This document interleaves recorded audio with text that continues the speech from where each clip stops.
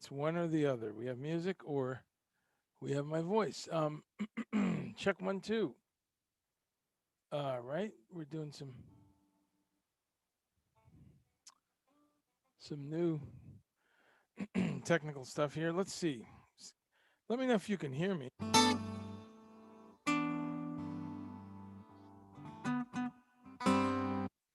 and you can help me with the technical stuff. Can you hear some music? If you do, let me know.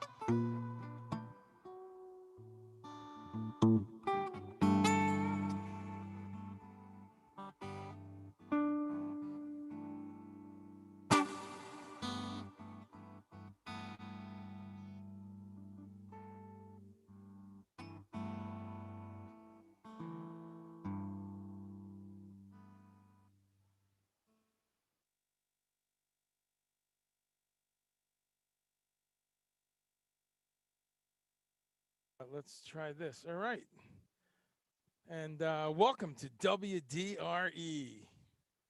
That's right, Radio Radio Dre. There is a WDRE out there. I'm doing this so I can look at the um, how do I mute this? Looking at the YouTube questions because sometimes there's people on YouTube. Go figure. So looks like I got the technical stuff worked out. Um, last week I couldn't. I was only on YouTube last week. I couldn't broadcast on Twitter, Twitch. No, I couldn't broadcast. Anyway, it's useless to waste your time on that. I could only do Facebook last week if by doing it direct. For some reason, my restream wasn't working. And excuse me as I check here. The thing is, you gotta. Okay, great. I'm live on Twitter too. Well, great. We know it's working. How's everyone doing today? We made it. Good to see some of your, not your faces, but I can picture your smiling faces. And um,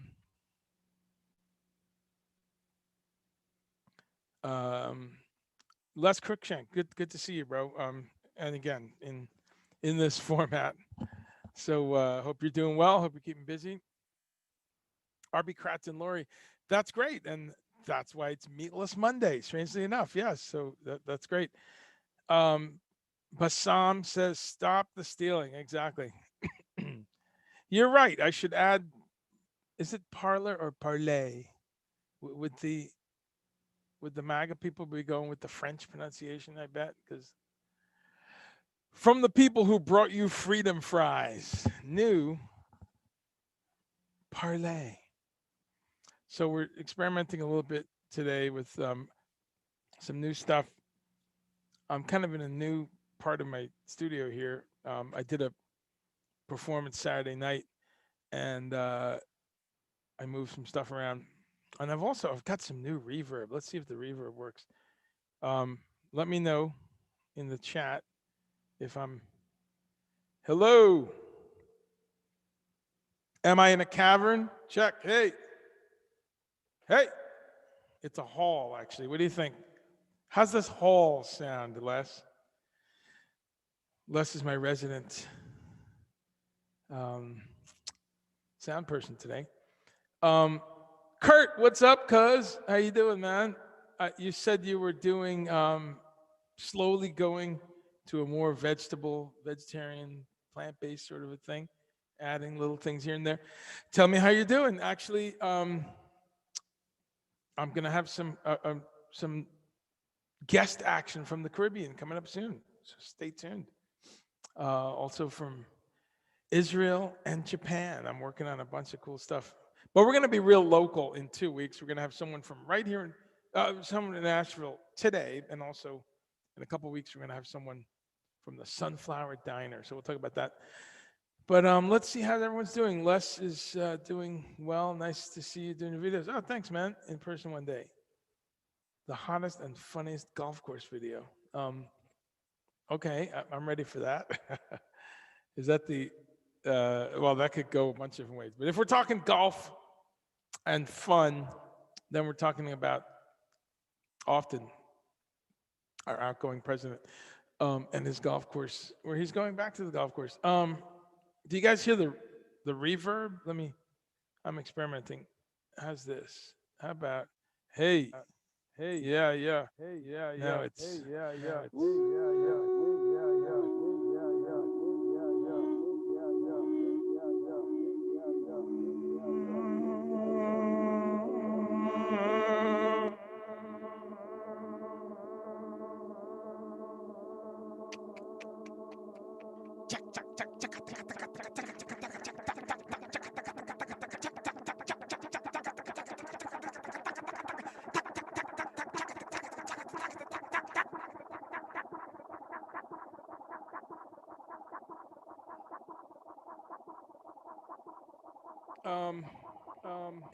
um, instant, all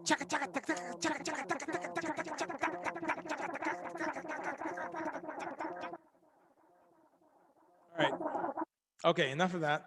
That is okay. It works. I'm glad it's. Wasn't sure if it's going to the master or to just my headphone mix.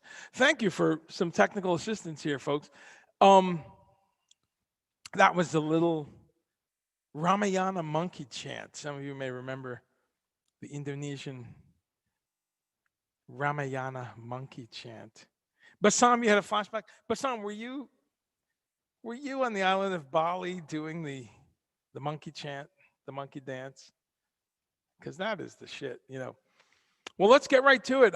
We have a special guest today. She'll be here in a little while. My dear friend Priya Ray, who you can see in the description, and she is wow, just an old friend, but she's a musician. She's a violinist and a synthesist, and I met her about 25 years ago. We played a gig together on the same bill. Her band at that time, and still is, Creamy Electric Santa, with a K, Creamy Electric Santa. Wow, you never forget that name. You never forget your first Creamy Electric Santa, and we didn't. You know, my late partner and I, Sherry Josney, who was an amazing percussionist, synthesist, and we they stuck us on bills with the weirdest bands possible. So here's this band, Creamy Electric Santa. So we got to meet her and her partner Robert, and then years later, we moved to Asheville, 2007. Somewhere in there, wow, who's that in the supermarket in the Whole Foods? They look familiar, and it turns out to be Priya and Robert. So we remain good friends, but now local, and we see each other around town and at shows, and you know, all around the scene. Um, Priya will tell us all about this, but sadly, she was injured at a show, at a punk rock show, many years later, and she became injured such that she lost her ability to walk on her own. So she's in a wheelchair, but she's one of the most one of the people where that I haven't seen her slow down. She's just as active, playing gigs, going to shows, enjoying music, enjoying life. We see her all around. We see her at the gym. We see her at the supermarket, or you know, like I said, anywhere around our diverse music scene. Taking synthesizer classes, all kinds of stuff. So Priya has done a documentary, and she's a photographer and makes independent films. So we're going to talk about that. We're going to talk about her plant-based life. She's not a complete vegetarian, but mostly so, and grew up parts of her life vegetarian due to her parents and their cultural background, Indian Hindu background. So we're going to talk about all that stuff and tie it in with our usual Meatless Monday topics. So let's see what you had um, for lunch today. I'm going to share that also. Les, okay, that was a mistake, Les. The hottest and funnest golf course video. I was all ears, bro, because I knew if you're sending it, it's gonna be funny. All right, well, you don't even know where that came from. That's what's his name? Zuckerberg. What's up, Brian? How are you, bro? Good to see you here. And I think last time we spoke, you said you were trying out some meatless options here and there. Thanks for stopping by. We're going to talk about a couple fun recipes. We're going to talk about some amazing new stuff on the market. Last week we talked about Green Giant a lot, and got a few more items of theirs to talk about, and talk about the backlash to the McDonald's McPlant burger. Um, who's that guy? The news guy, Pierce something. Anyway, he was complaining about it. How does someone complain because there's more options? I'm fascinated by that. What's that guy's name? Pierce, is his name Pierce? All I'm thinking about is Pierce Brosnan, but um, shit. What's this English guy? He's a news guy, and he can barely hide his contempt for really anything. um, but he was complaining about it. Um, but yeah, we'll talk about the McPlant a little bit. Um,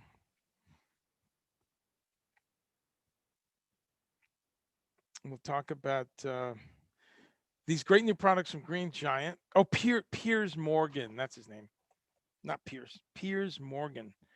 He was bitching and moaning and crying that it shouldn't be called a burger. Whatever, dude. I mean, just leave people alone. Just don't have one. It's like people who are against abortion. You know what? If you don't like abortions, don't have one. You don't like a McPlant burger from McDonald's? Don't have one. I'm probably not gonna have one. I'm not going to McDonald's just because they have that, but I think it's a news item.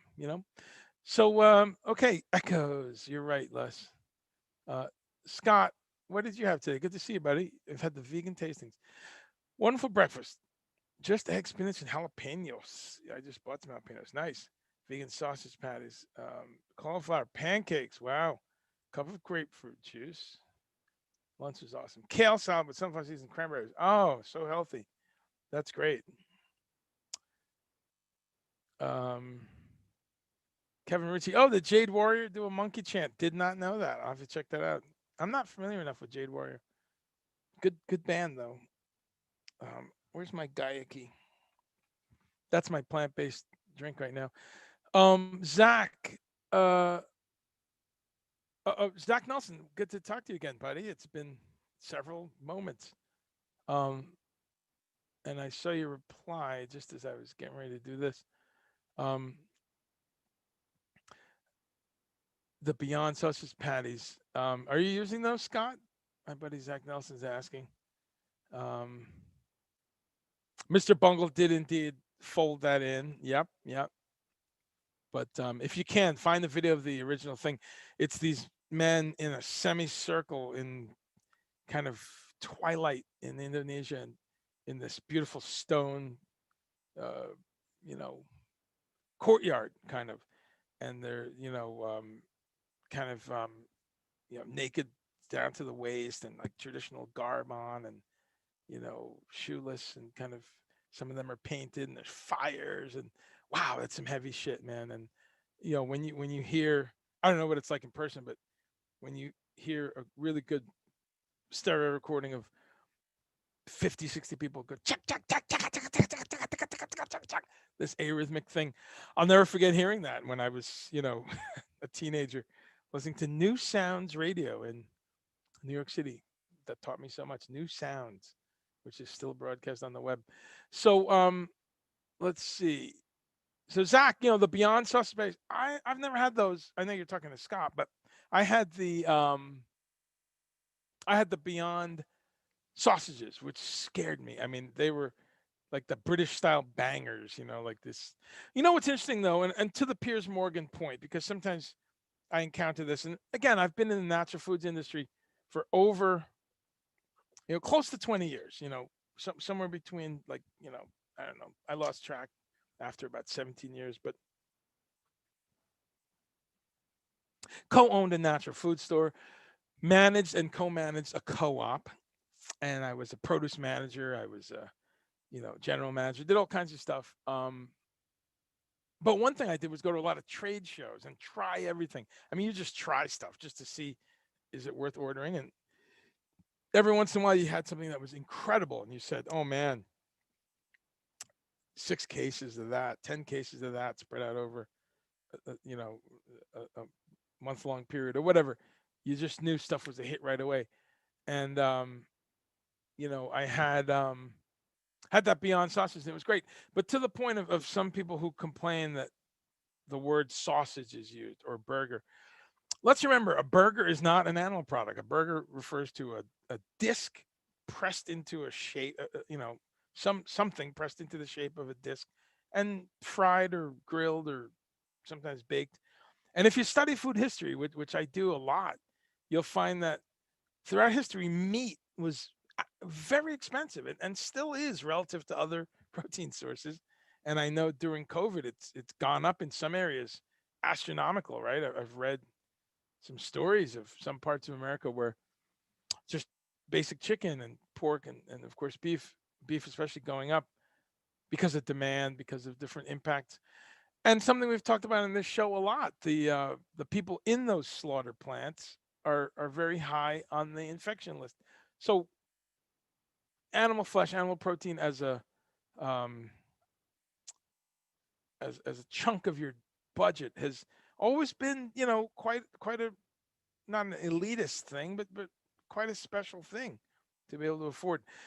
So going back centuries, things like sausages were often made with, you couldn't make the whole thing meat, so you had some meat in there, and it could be anything: duck, chicken, fish. You had fish in sausages, beef and goat, and all kinds of animals. And some places they eat snake and squirrel and dog and cat. You got to understand that humans have eaten every kind of animal flesh. But certainly sausages that I've read about in Europe, in reading about 13, 1400s Europe, they would, when meat was scarce or expensive, you'd stretch it out. So you'd have maybe some pork in there, but also potato, also almond meal. Almond meal crushed up and macerated and cooked a little bit in milk and things like that. You got a texture that you can stuff sausages with. So they use that. They used egg. They used egg of various birds too: pheasant eggs, duck eggs, chicken eggs. So it's fascinating. What else did I see that they used? Uh, different other types of ground nuts they would use. So often sausages didn't have meat in them or didn't have much meat. Um, Another thing that's amazing is they used almond milk in the 1300s. We've talked about that, and I've put some links up. The So it's incredible. A lot of the things that we enjoy and we think about are not really new ideas. So Zach, I will try those. Zach, thanks for your recommendation. Beyond sausage patties, can't always get them. That's one another great thing. Certain items, the demand right now for vegan stuff, for plant-based stuff, which is the phrase they use a lot. I think that's the first thing that scares people a little less. you know, um, Plant-based. Oh, that makes sense to me because I'm not a vegan. Hey, that's fine. Whatever gets people to try something out. Um, but I'm amazed. Certain things I try to find that are sold out all the time, and I'm always fascinated. And my store manager hat goes on, and I go, guys, if this is out of stock all the time, order more. How about that? So okay.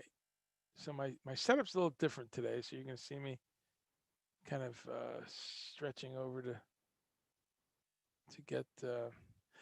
So what else do we have? Well, we're gonna have Priya Ray, our guest, on in about 10 minutes. So, oops, let's stop that phone call coming in. Um, so Arby Kratz and Lori salad you had. Okay, great. Salad's always a staple around here. Bassam says Morgan. Yes, Piers Morgan. What's up with that guy? Jeez. Um, Trader Joe's vegan sausage patties. Okay, great. Yeah. Vegan Oreos. Yes, accidentally vegan, right, Robin? There's a website, accidentally vegan, or I think it's a website. It's a hashtag at least. Yeah, Baraka. I love that. Yep, Baraka is awesome. Clip of the has an awesome clip of the bolognese. Um, because of okay. Oh, cow hides for leather clothing. Oh, I didn't know that, Kevin. Huh. Okay. Well, very interesting. So what did I have for lunch? Well, I'm gonna have one of these, and I love yerba mate. Let's get the camera happening so I can focus this. So I love this stuff. What's a what's a container doing near a computer? Well, it's still, but good stuff. Organic yerba mate, and I make it myself too. I have yerba mate tea bags. Yerba mate just means the mate herb in Spanish, and mate is South American herb, I think. South American plant. Let's see. Reach deep into yerba mate culture. Even Yari, the mythical goddess of mate, decrees it the symbol of friendship. Okay. Blah blah blah. But good stuff, and I like this because it's not too sweet, and it's a great, nice, even energy. So I like this brand, but you can get other ones. But yerba mate is awesome. I make the tea is great because you can just make the tea in um, in a bottle of water. It doesn't have to be hot boiling water. So I travel on the road with them a lot, and when I'm around at home, I get the cans. No endorsement here. Also, we had some music today. See if that works. Um,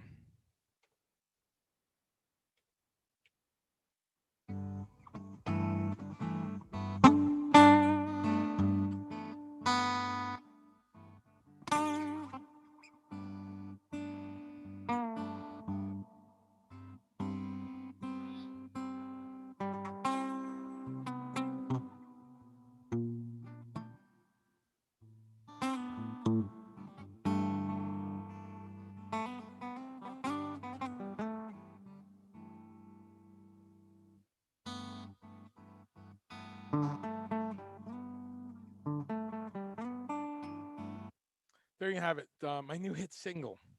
That's something. Little preview. I'm doing like a quiet kind of acoustic album, and so that's a little taste of it. Tell me what you think. Um, Ripping off kind of some Joni Mitchell ultimate tunings and some Michael Hedges type stuff. There's nothing new, folks. Just decide what you're ripping off and get with it because I'm kidding. Of course, if we work really hard, we can come up with new ideas, but most things are derivative. Thank you, Ann Everett. That's gonna be on my new Bandcamp release. Um, so all right, let's go to looks like we got Priya Ray coming in. Let's see if this works.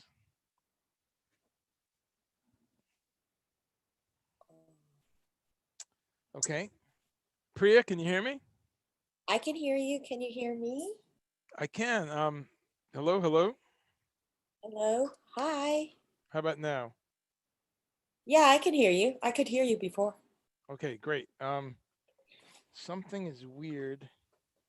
With me Uh, or with you? no, my audio. Okay. Keep talking. One, two, three, four, five. Hello. Great, awesome. I hear you now. Okay, Awesome. good. Yay. Hi, Hey, Rob. good to see you, my friend.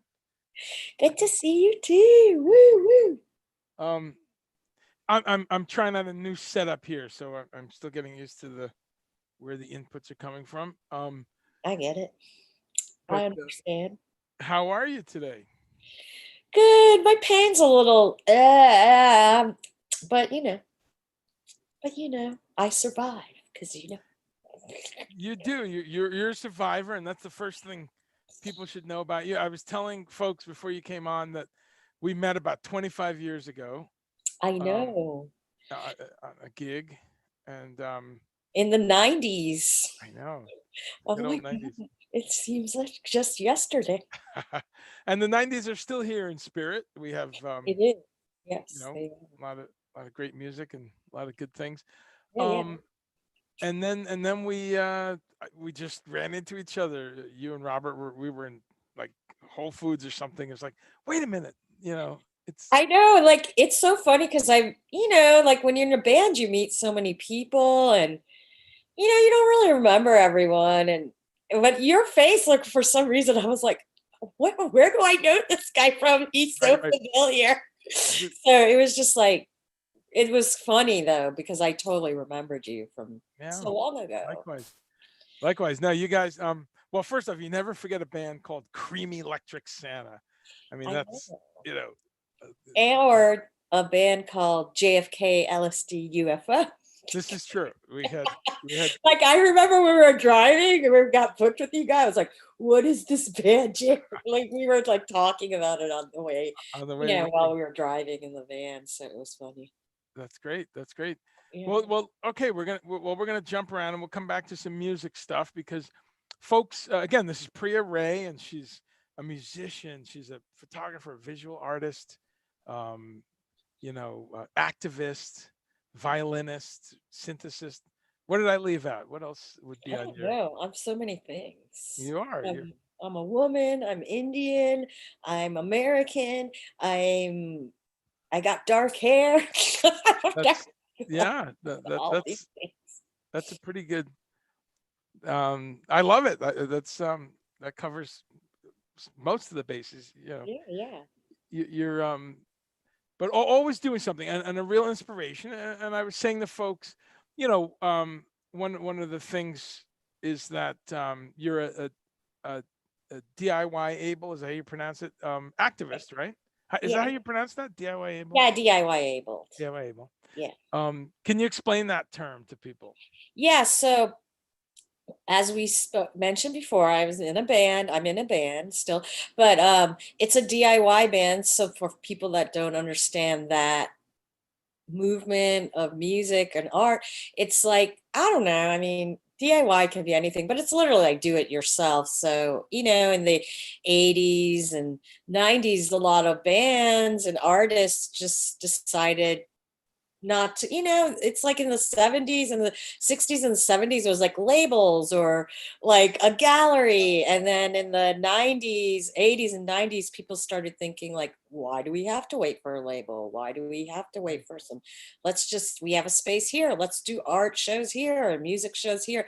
So it's like more like a grassroots version, I don't know, grassroots way of playing music and doing art. And it's like, it's definitely connected to the communities and the people that live in it. So that's how I played music and did art for a good, 20, 25 years, I guess. Sure. So after I had my injury, I had a spinal cord injury. So I should tell everyone I am disabled. I use a wheelchair full time.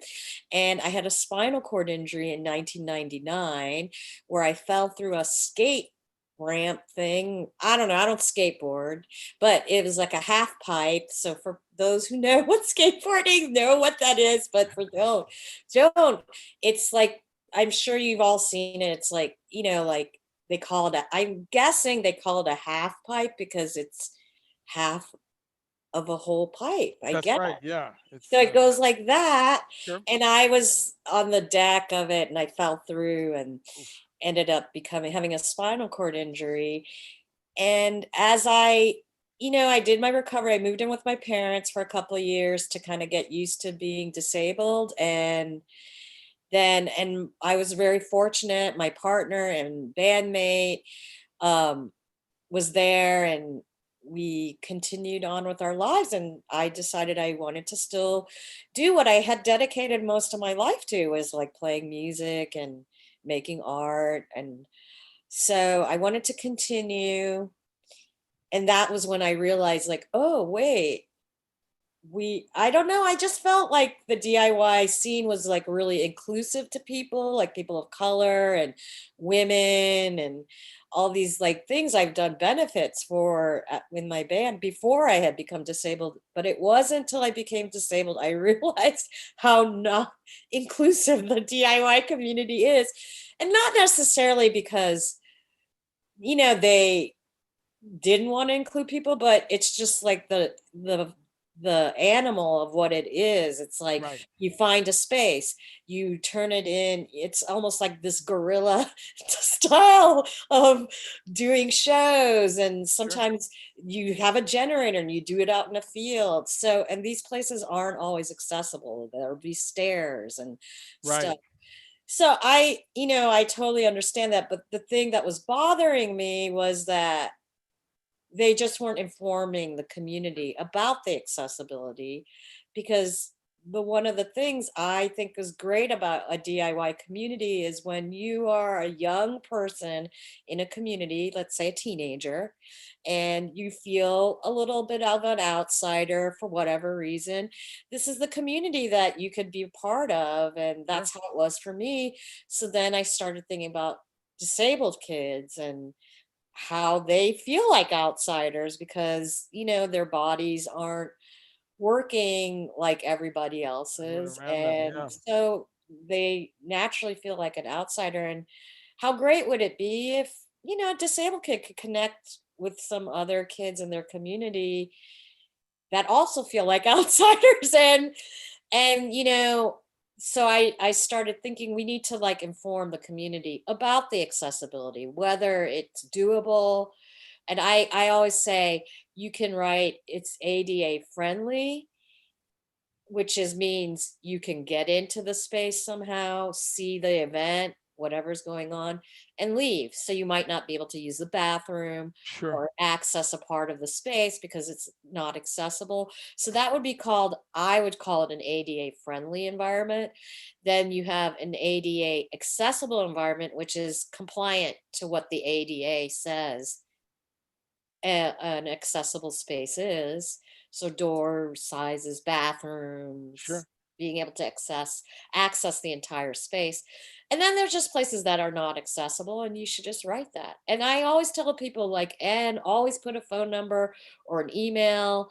So if a person is disabled and they figured they can navigate it somehow, allow them to contact you to see how you can help them navigate it, or if they have Sure. questions about how they can navigate. So, No, so yeah, that's a that's how I started it. That was like my main goal when I for started. DIY able. Yeah. No, that's just what's the correct word? Just a Oh my sobering, God, a guys, I sobering. left Andre speechless. It happens. It happens. But no, very sobering history to hear. And to to understand what you've been through a little bit. You're one of the things is you're very inspiring because Robin and I was talking about it. You are nothing has stopped you. We see you at the supermarket. We see you at gigs.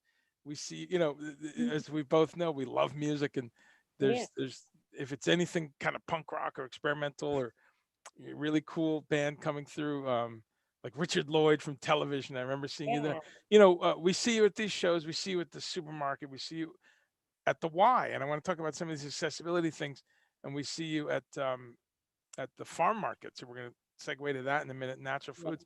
But one of the things I wanted to say with ADA and everything, you turned us on to this wonderful movie, and I'd like to make sure people out there know about it. It's on Netflix, right? Um, It's on Netflix and it's on YouTube now too. yep, I yep, guess they've decided to expand it out great. to people So that, don't have yeah, a Netflix membership, I guess. So so that's a great idea, especially in COVID. So it's right, called right. Crip Camp, correct? Is that Crip Camp. Yeah, and so tell us Crip, about Crip Camp? CRIP, camp. Yep. And so yeah, what it's about is like I'm so grateful this movie got made because is that me or you? No, I Oh, was not plugged in. I just sorry, I didn't mean to that's distract okay. you. I was like, what's going on? Yeah, Oh my God, something's we're at wrong. the show. Um, sorry, but Crip No, Camp. that's okay. As a musician, when something's unplugged, you have a panic. You're like, what's going on? What's happening?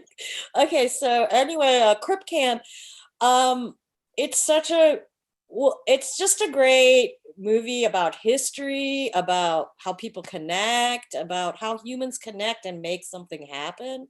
Sure. And so basically, Crip Camp is about a Camp Jened, that took place in, it was actually, I did a little research, it was actually around since the 50s. Oh yeah. And then, like, because in the 50s, I think people, like, kids went to school and then the parents, I don't know, they worked or I don't know, they didn't want to have the kids around all the time. So they would send them to camp for part of the summer. Summertime. No, I Yeah. did that. I got sent to summer camp. Yeah, Um, yeah. in 19 I don't know 77 or something. So now that I mean there still is summer camp, Yeah, but there yeah, are and there still certain are summer aspects to it camps. that So, but these camps were for disabled kids. So no, that, and I imagine, like, as a disabled parent, it's, I don't know, nice to have a break for a little bit, no, because it's you're double the work, right? yeah, it's double the work and all that stuff. So Camp Jened was around, and I think, God, I wish I had read up, reminded myself, refreshed my memory, but I think it kind of ended in the 70s. Um, but this time period that they're looking at is in the late 60s, Right. where a lot of disabled kids got together and they were teenagers. And because, the world was going through its own, with rights of, Well, right. the Responsibility. black people's rights and the women's rights and indigenous people's rights, all this stuff was going on. And the disabled community is like, yeah, what about us? I mean, No, we're smart, we're capable, but I don't want to sit at home. And that's really what the life was for people in the 60s as a disabled person. and You before, just of course, yeah, you just were locked away in a room and sure, forgotten about, and they sure. didn't want to be forgotten about. No, So that's then, as time went on, as the 70s came about, Judy Human, who's in the right. movie, Just pulled her um, up here. I mean, the movie's not about her only. And one of No, the things I love about, so if you don't know who Judy Human, she actually has a book out now called Being Human. And she's one of the important activists for disability that have existed. And she grew up I think in the Bronx or Queens. So she's like total like a New York lady. Sure. I love her. She's a Jewish New York lady. And like when you hear her talk about things, she has that New York New York accent. sensibility. Yeah, she's just like, Um, whatever. Yeah, like just like, I don't know. I just love her New York no, sensibilities. she's great. I just pulled her up uh, on Wikipedia, so people should check her out. It's Judy Human, Heumann. But just go to you Netflix or YouTube and Crip Camp, 2 words. Really wonderful movie. And again, I pulled it up. Yeah, it starts at 1971 in Camp Jeanette, as you said. What I found remarkable is the footage they have. I mean, they were Oh yeah, filming yeah. first day when these kids were getting there on like a Greyhound bus. I mean, they were coming out of there and just these really cool hippies, white and black kind of activists in Hmm. 1971, right out of that kind of Woodstock spirit. Right. They looked like they all were at Woodstock Yeah, yeah, years yeah. before. And it's really a wonderful movie because it's just, they figured it out. I mean, they made these ramps out of wood. They said, okay, how do these kids have wheelchairs? How do we let's make a ramp. How do we help them do this? Let's do that. Let's make it. And it's really a great movie because it shows how they went from 0 to 100. And Judith Human, as you said, and some other folks are, there's lots of footage of them going to Washington, right? Isn't there some? Yeah, so what's great about it is it really does inform people about the history of disability in the United States, the disability rights history to be specific. So Judy Human actually went out to Berkeley, and so there was a 504 sit-in, which they have footage of in the thing where it was um the 504 was like, it's interesting. I mean, and you can read about this in Judy Human's book too, because she actually talks about how because she got into, you know, being not politics necessarily, but like progressing the rights of disabled people through law Right. and through That, changing the law. yeah. And so yeah, she was reading through this 504 thing, five, God, I forget what it was called, the 504 bill that was Right. passed for military people coming back from World War II, Right. because people are becoming disabled from fighting wars. Hmm. Besides polio also existing from in that time, a lot of people got polio, but then a lot of people were going to war and they were coming back disabled. So the government, in support of them, were like trying to give them education. And so she read this thing in the 504 that said, if any any institution that was getting federal money, so colleges, government buildings, Yeah. anything like that, had to make things Accessibility. accessible for people with disabilities. And so she describes in the book, when she read it, she had to read it over and over again because she was just like, is this saying what it's saying? And she, as an activist through the legal system, she was like, okay, we have to get this passed, Right. that we got to push this and push this into society. So and they tell the story. So basically, what it's great is like, there was a sit-in. It was all these disabled people did a sit-in in this building in San Francisco, Right. um, I just pulled that up. and Yeah. it was pretty incredible. They have a lot of footage of it. I'm not even gonna, I don't want to be a spoiler alert person, but yeah, Sure. you should watch. I mean, I can't really spoil. I'm just gonna tell you, but the footage is just like so amazing of everything. The camp, the Right. 504 sit-in, like they went to Tremendous. Washington D.C. to fight for so it shows them like they got it because this was before accessible buses were around and stuff, like they all like piled into like a U-Haul truck and Yeah. like No, people it were was really, driving them around. They had no idea where they were.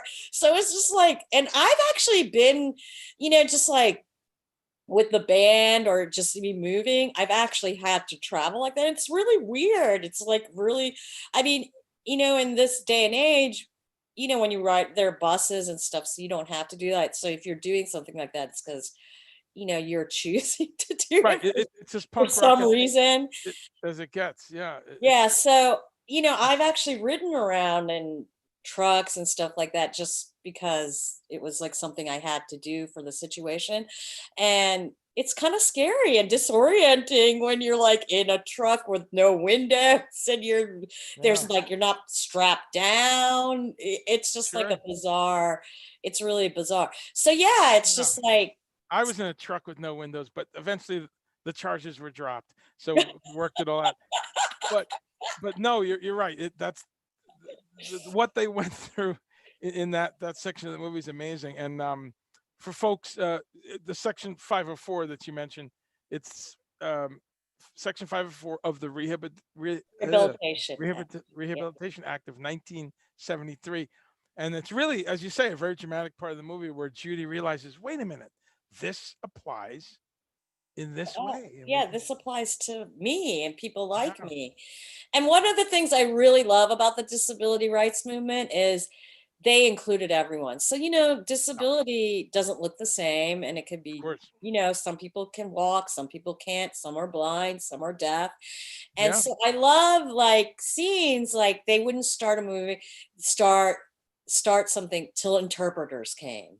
Like right, so yeah, they like it was just like they were very into the idea of we need to wait so everybody can be included, and they would never decide like when the 504 sit-in, it was like a group of people that had kind of in the Bay Area that had kind of decided to do that together. And activity, yeah, she was like, we aren't going to make a decision till it had to be a unanimous vote. So if one person was against it, they'd be like, no, okay, we'll just do something else. So I don't know, I just really love the way they included everyone. And so we'll tell some like fun facts about that movement too. It's the Black Panthers, like we're right. There's bringing some them tie-ins food, there. and Yep. they had footage of that too. And this thing, the Black Panthers were bringing them food while they were in the sit-in.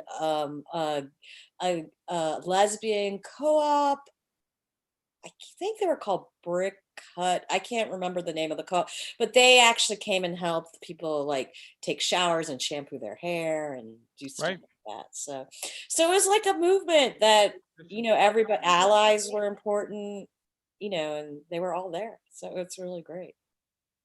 This is it's a continually inspiring story, and this very inspiring movie. So I Yeah. urge people to go watch that. Let's go to some.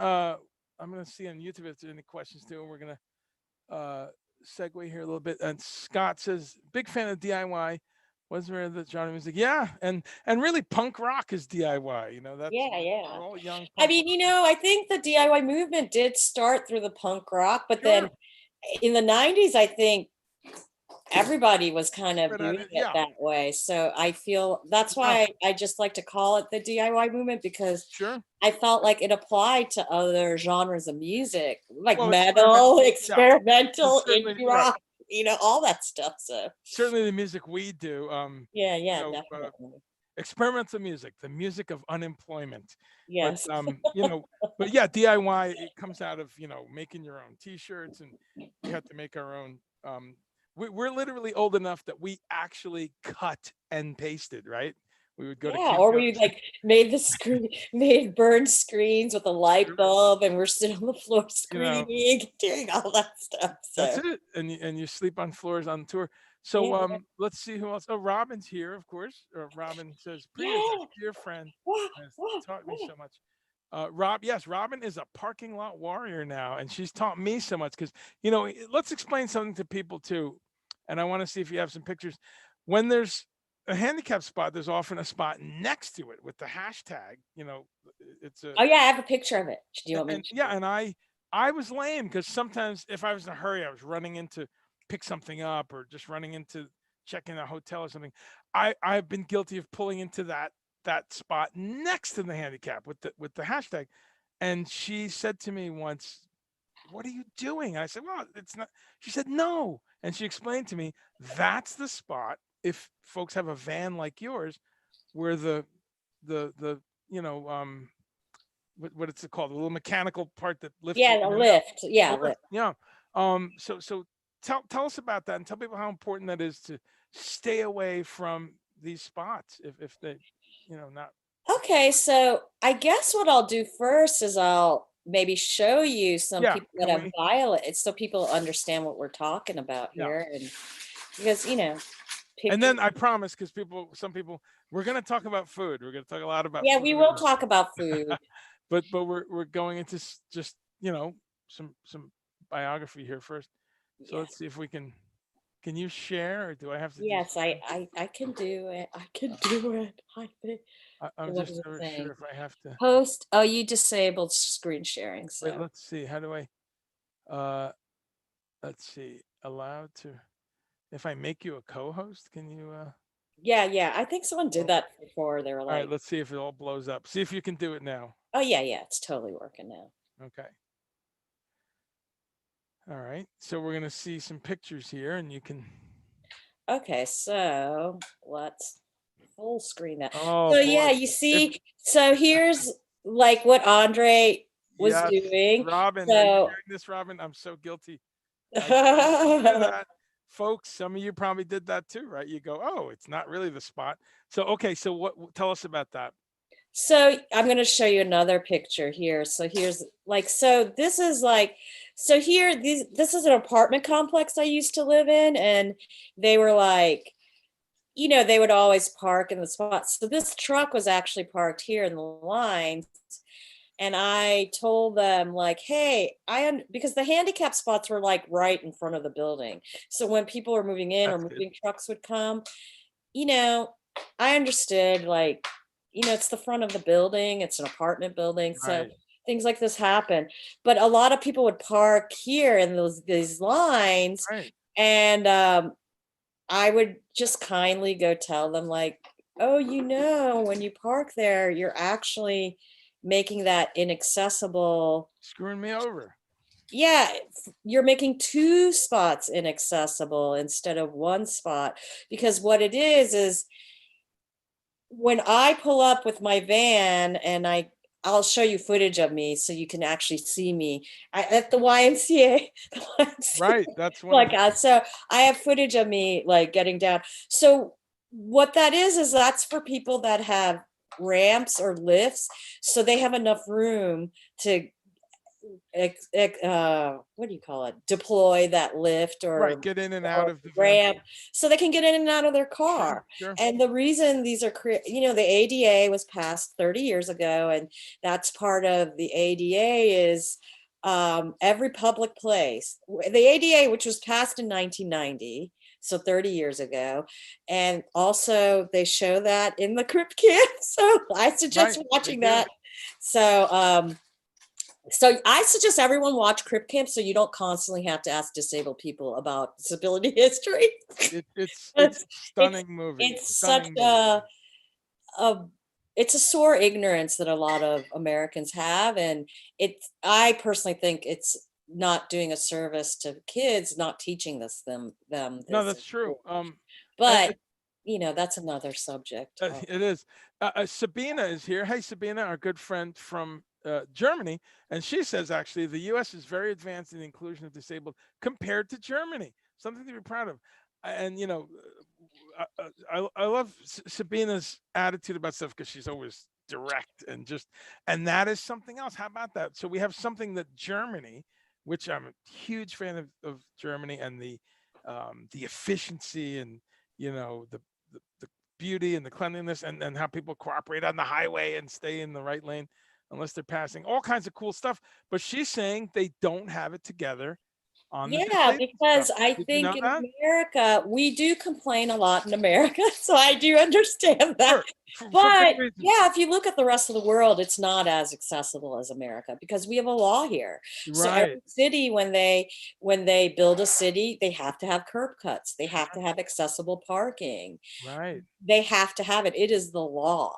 So Wh- no business can open without having at least one accessible spot. right, right. Where And where else is sorry, where no, else okay. around the world that you know as an activist? Because I never thought about that. I mean, I think of the I quote think the unquote entire rest of the England or world did. France or I think, Argentina, yeah, Nigeria, I think, well, most of Europe most probably. of Europe. It's good. I mean, I haven't really been there since I've been disabled, but I would have to do a lot of research if when I Sure. go there because I'd have to be being carried by Europeans over things. just be like, let's carry Right. me up. So Germany is an exception, you think? Oh Is it no, I don't think Germany's an exception. I think probably that's the norm? all of Europe is A lot of old probably in cities Robert, too. shut up.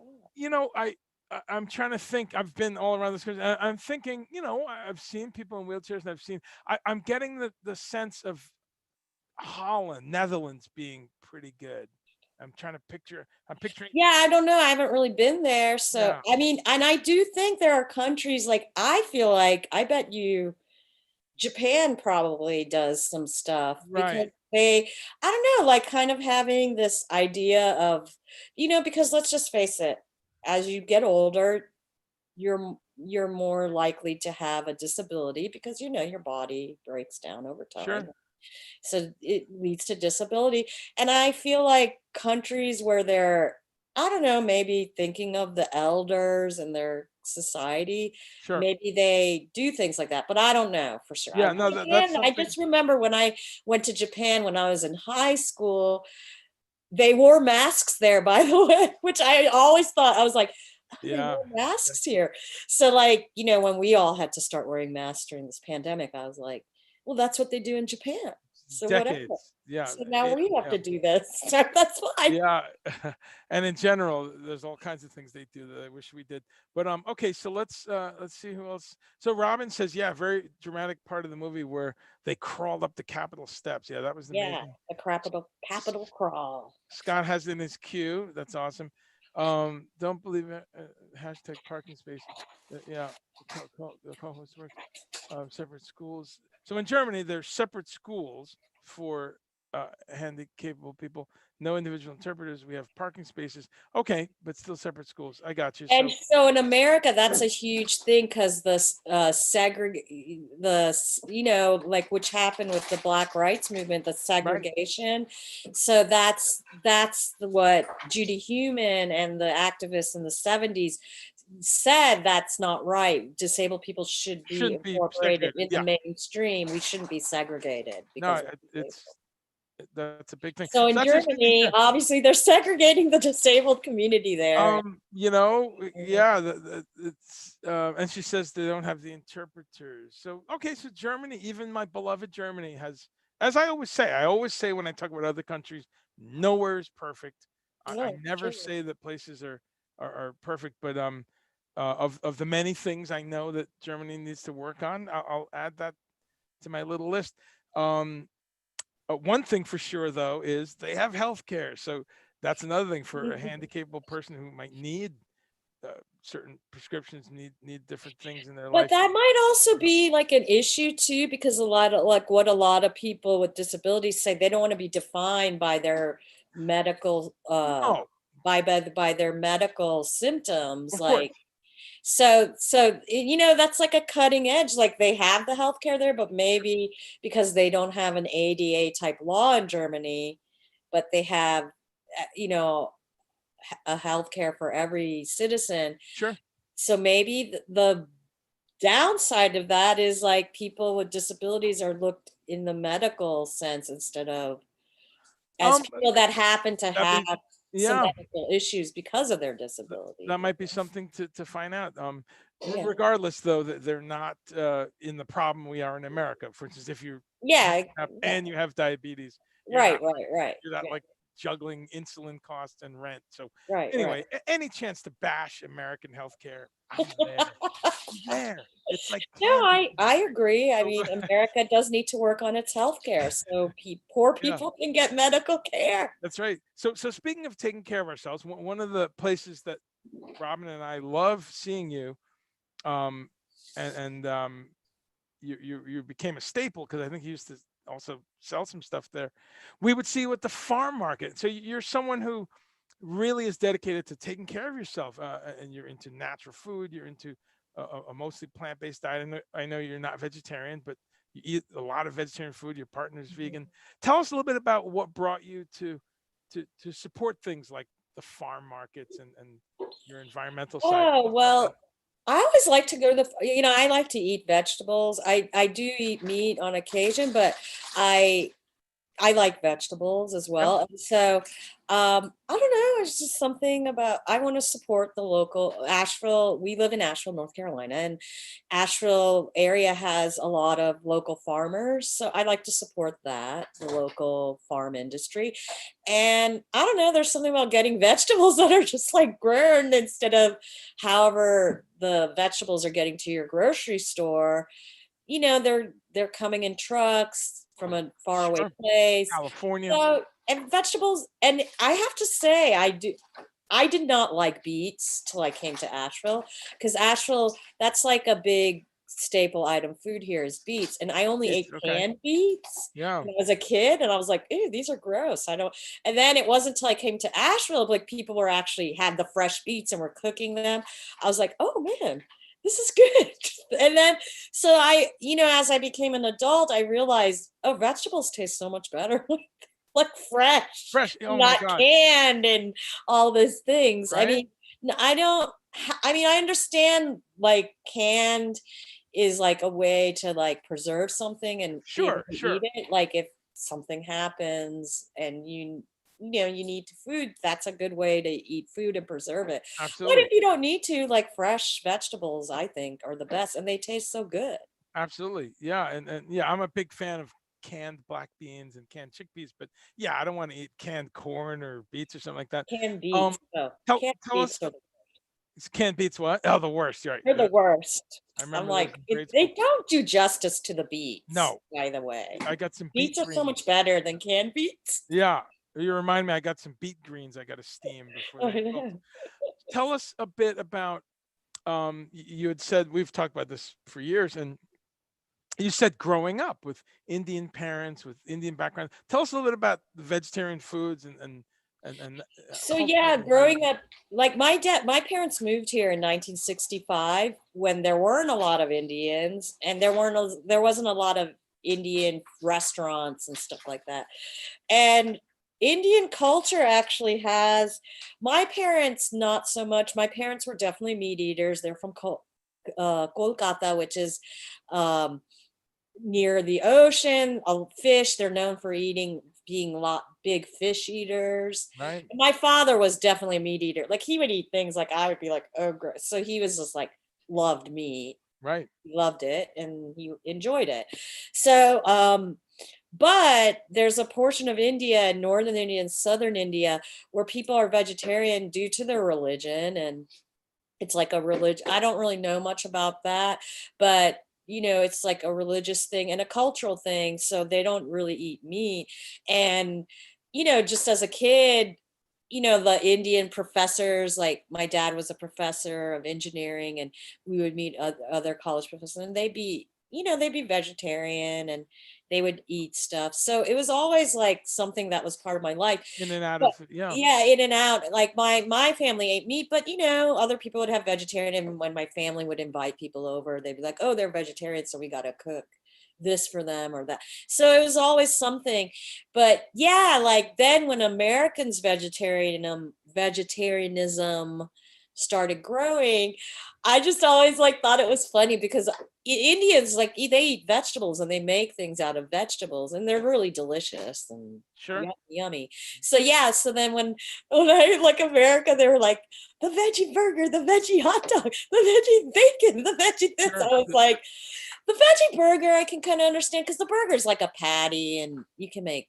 But then I just was like, there was a time like I think in the 90s till like I don't know, maybe early 2000s where it was like all these different products that were just like veggie but American stuff. And Robert did eat the veggie bacon for a while, and I was just like, why are you buying this? It's so expensive and it tastes like cardboard.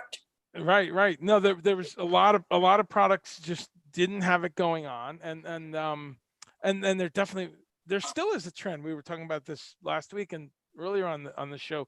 There's an explosion right now of kind of Impossible Burger, Beyond Burger. Yeah, yeah. McDonald's has one, and again, as you said, yeah, that's not exciting to me per se. I don't. I'll try those just to see how they Yeah, are. yeah. I But mean, I'm I like do. you. I I try like it too vegetables. just I to like see. you know. I also just try them just to see what it's Yeah, just like. And because Robert is vegetarian, I want to see what he's eating. sure. But health-wise, like, and this was even true of vegetarian, and this is true of any like processed food that you're not making on your own. Sure. So even if you're going and buying, I don't know, some steak dinner or something that's frozen, Exactly. they're always going to have They're not. preservatives. It's going Yeah, to have high salt, high fat content. Those people say they're worried about your health, but are they really worried about your health? Or are they worried about making money? you And I you have think we know the answer to that question.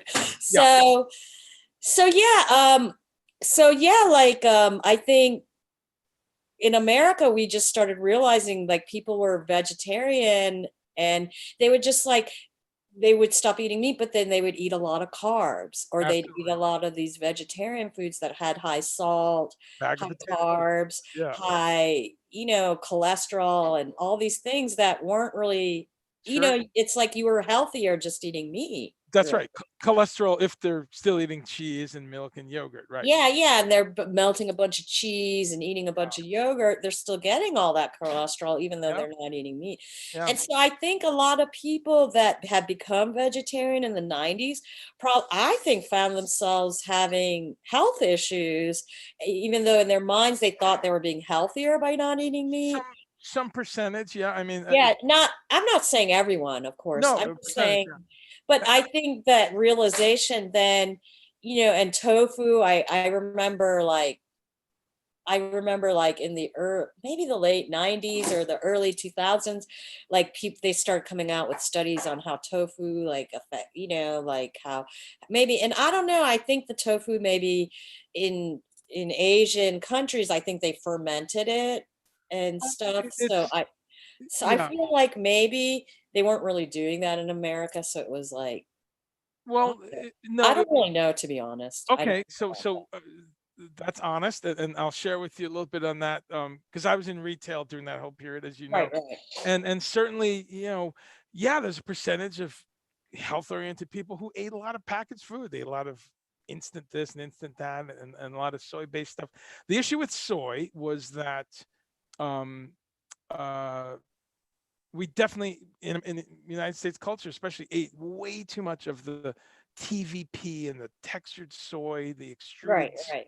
flour type things. So yeah, all of those soy nuggets and soy hot dogs and soy flour and soy. People start eating 6 or 8 or 10 sources of soy, and Right, all right. very processed. And that was the problem. And then it gave soy a bad name. And really, only a few people really had serious problems with it, but it gave soy a bad name. And you're correct in when you're saying in Asia it's different. What's different in, say, in the Japanese culture is they're eating soy in the form of miso, which Mhm. is fermented soy. They're eating edamame, the actual beans. They're eating natto, which is another fermented. So yeah, they're eating the very simple processed stuff. But even tofu, they don't eat it like, you know all the time. It's kind of mixed Yeah, in with. yeah. So I so yeah, you hit a good point there though on yeah, I just think like a lot of when you are transitioning from, like, say you were a meat eater and then you're transitioning into becoming a vegetarian, um, I just I don't know if this is true now, because I feel like people are so much more knowledgeable, and now you just have so many different things available in restaurants, and people, now you can right. look up recipes and stuff like that. But yeah, back when that wasn't really as widespread, I think people just like, kind of didn't think about how their health was being affected. So, It's yeah, it's gone in and out, and certainly Jethro Kloss in that famous book Back to Eden, which is from the 30s and 40s, was right. very much about health. But you're right, it morphed into like a convenience thing. Tell us, I want to talk about your movie in a minute, but first tell Yeah. us what's a couple of your favorite plant-based dishes, your favorite vegetarian, because you and Robert were like selling veggie food at some shows. Yeah, Robert actually, I love Indian vegetarian food. That's like my favorite. Okay, like So which there's like ones? What do you? shag paneer Gotcha, paneer. and chana masala, which is Oh, garbanzo bean, yeah. like a curry with garbanzo beans, and God, aloo gobi, which is like potatoes and cauliflower curry, and so Delicious. those are the things that I love. I love those. I love that Indian spice mixture. Oh, And it's you the know, best. I think because I'm Indian, I kind of, it reminds me of my family and stuff. So Yeah, I get this like comfort from eating things like that.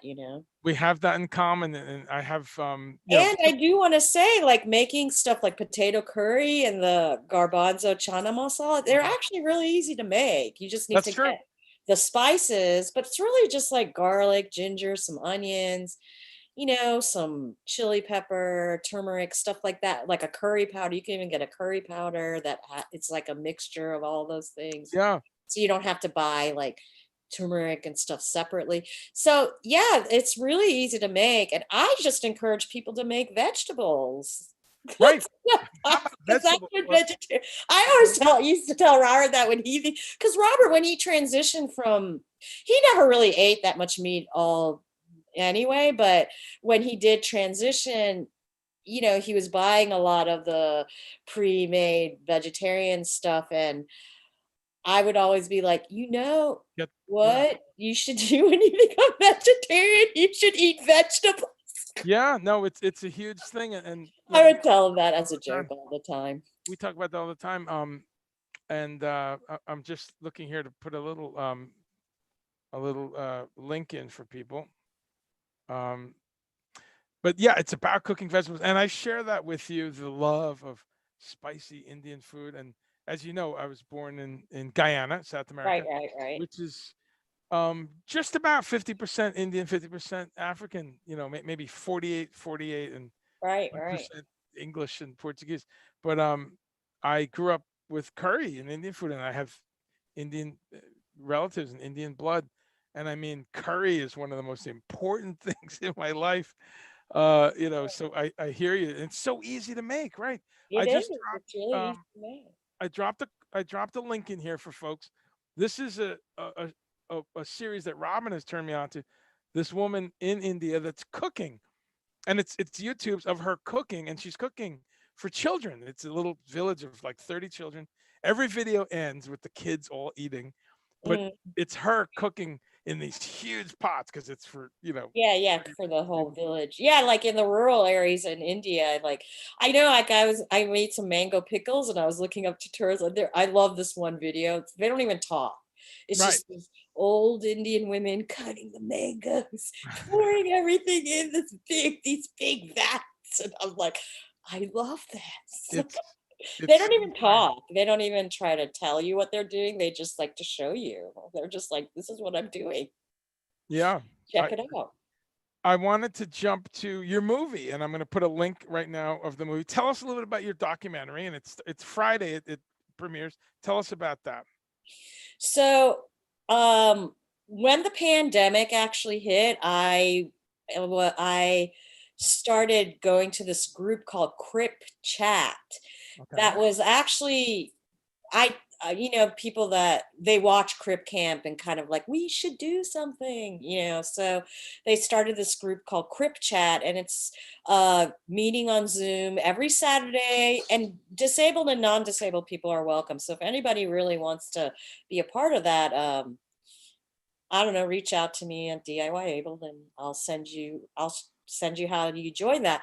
But it's called Crip Chat, and it's like a safe space for disabled people to just discuss different subjects. Okay. And Just put the we link up. used to have open conversations, but now we're kind of like, I don't know, discussing ableism. Ableism, if for people that don't know what that is, that's basically, oh God, there is a definition to it, but it's basically like um oh God, I'm sorry, my brain is Discrimination based on discrimination based on a person's ability. abilities. Yeah. Yeah. So that's, I don't think that's the exact definition of ableism, because I've read it so many times. I'm like, oh, but anyway, that's essentially what it is. And so we talk about ableism in the medical world, and just these things that you have to deal with as a disabled person, that if you're not disabled, you might not have to go see your doctor on a regular basis and Right. stuff like that. So,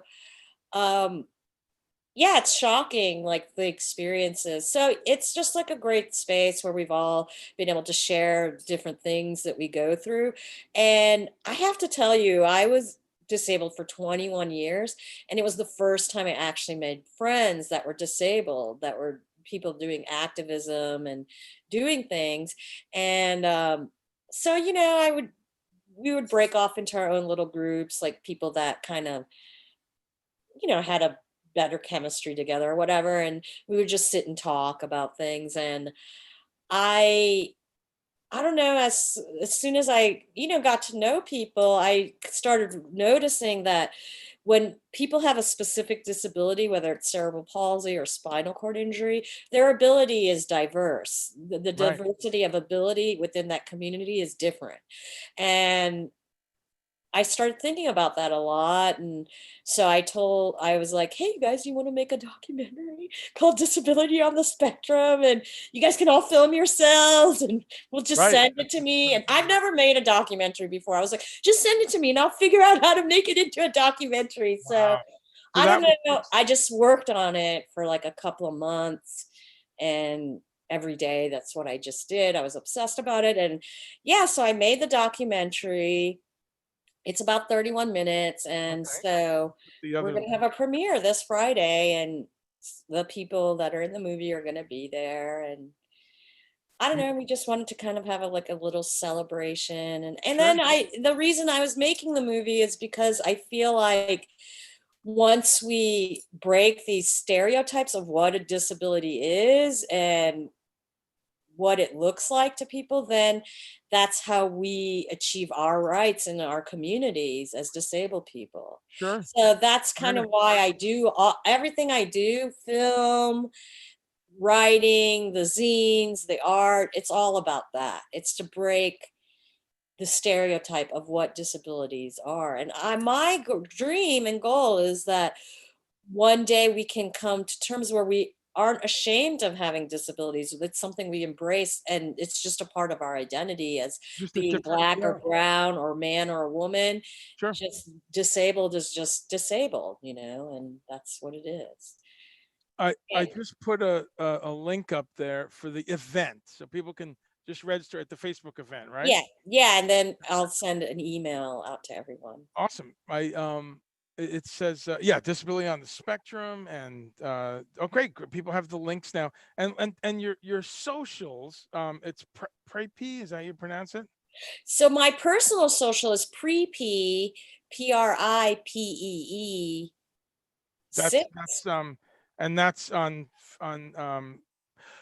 Instagram. Is that also Instagram. Twitter? I use Instagram mostly. I don't really use Facebook that much. I kind of just post stuff I post on Instagram onto Sure. Facebook just to share it with people. But I actually don't go on Facebook. But I have a DIY abled Okay. for Facebook, for Instagram, and I even have a Twitter account.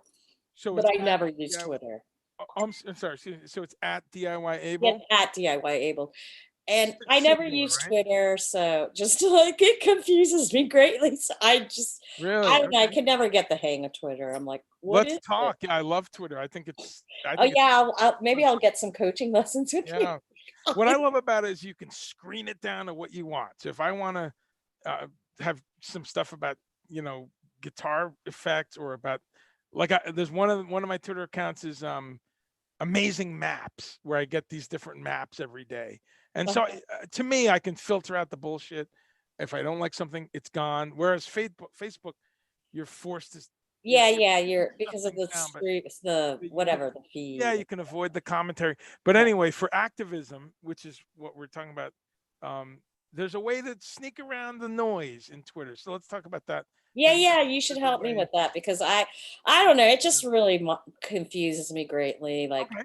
Like Okay. I did this fundraiser to raise money for a van, Right. um which when you're disabled, if you don't, like, when you live in a city, like I lived in the Bay Area, and I was like literally through 4 blocks away from the BART West Oakland BART station, so that was great. Like I just roll Yep. my wheelchair over there, jump on the BART, go wherever I wanted. But when you live in other cities that aren't connected like that, Yeah. and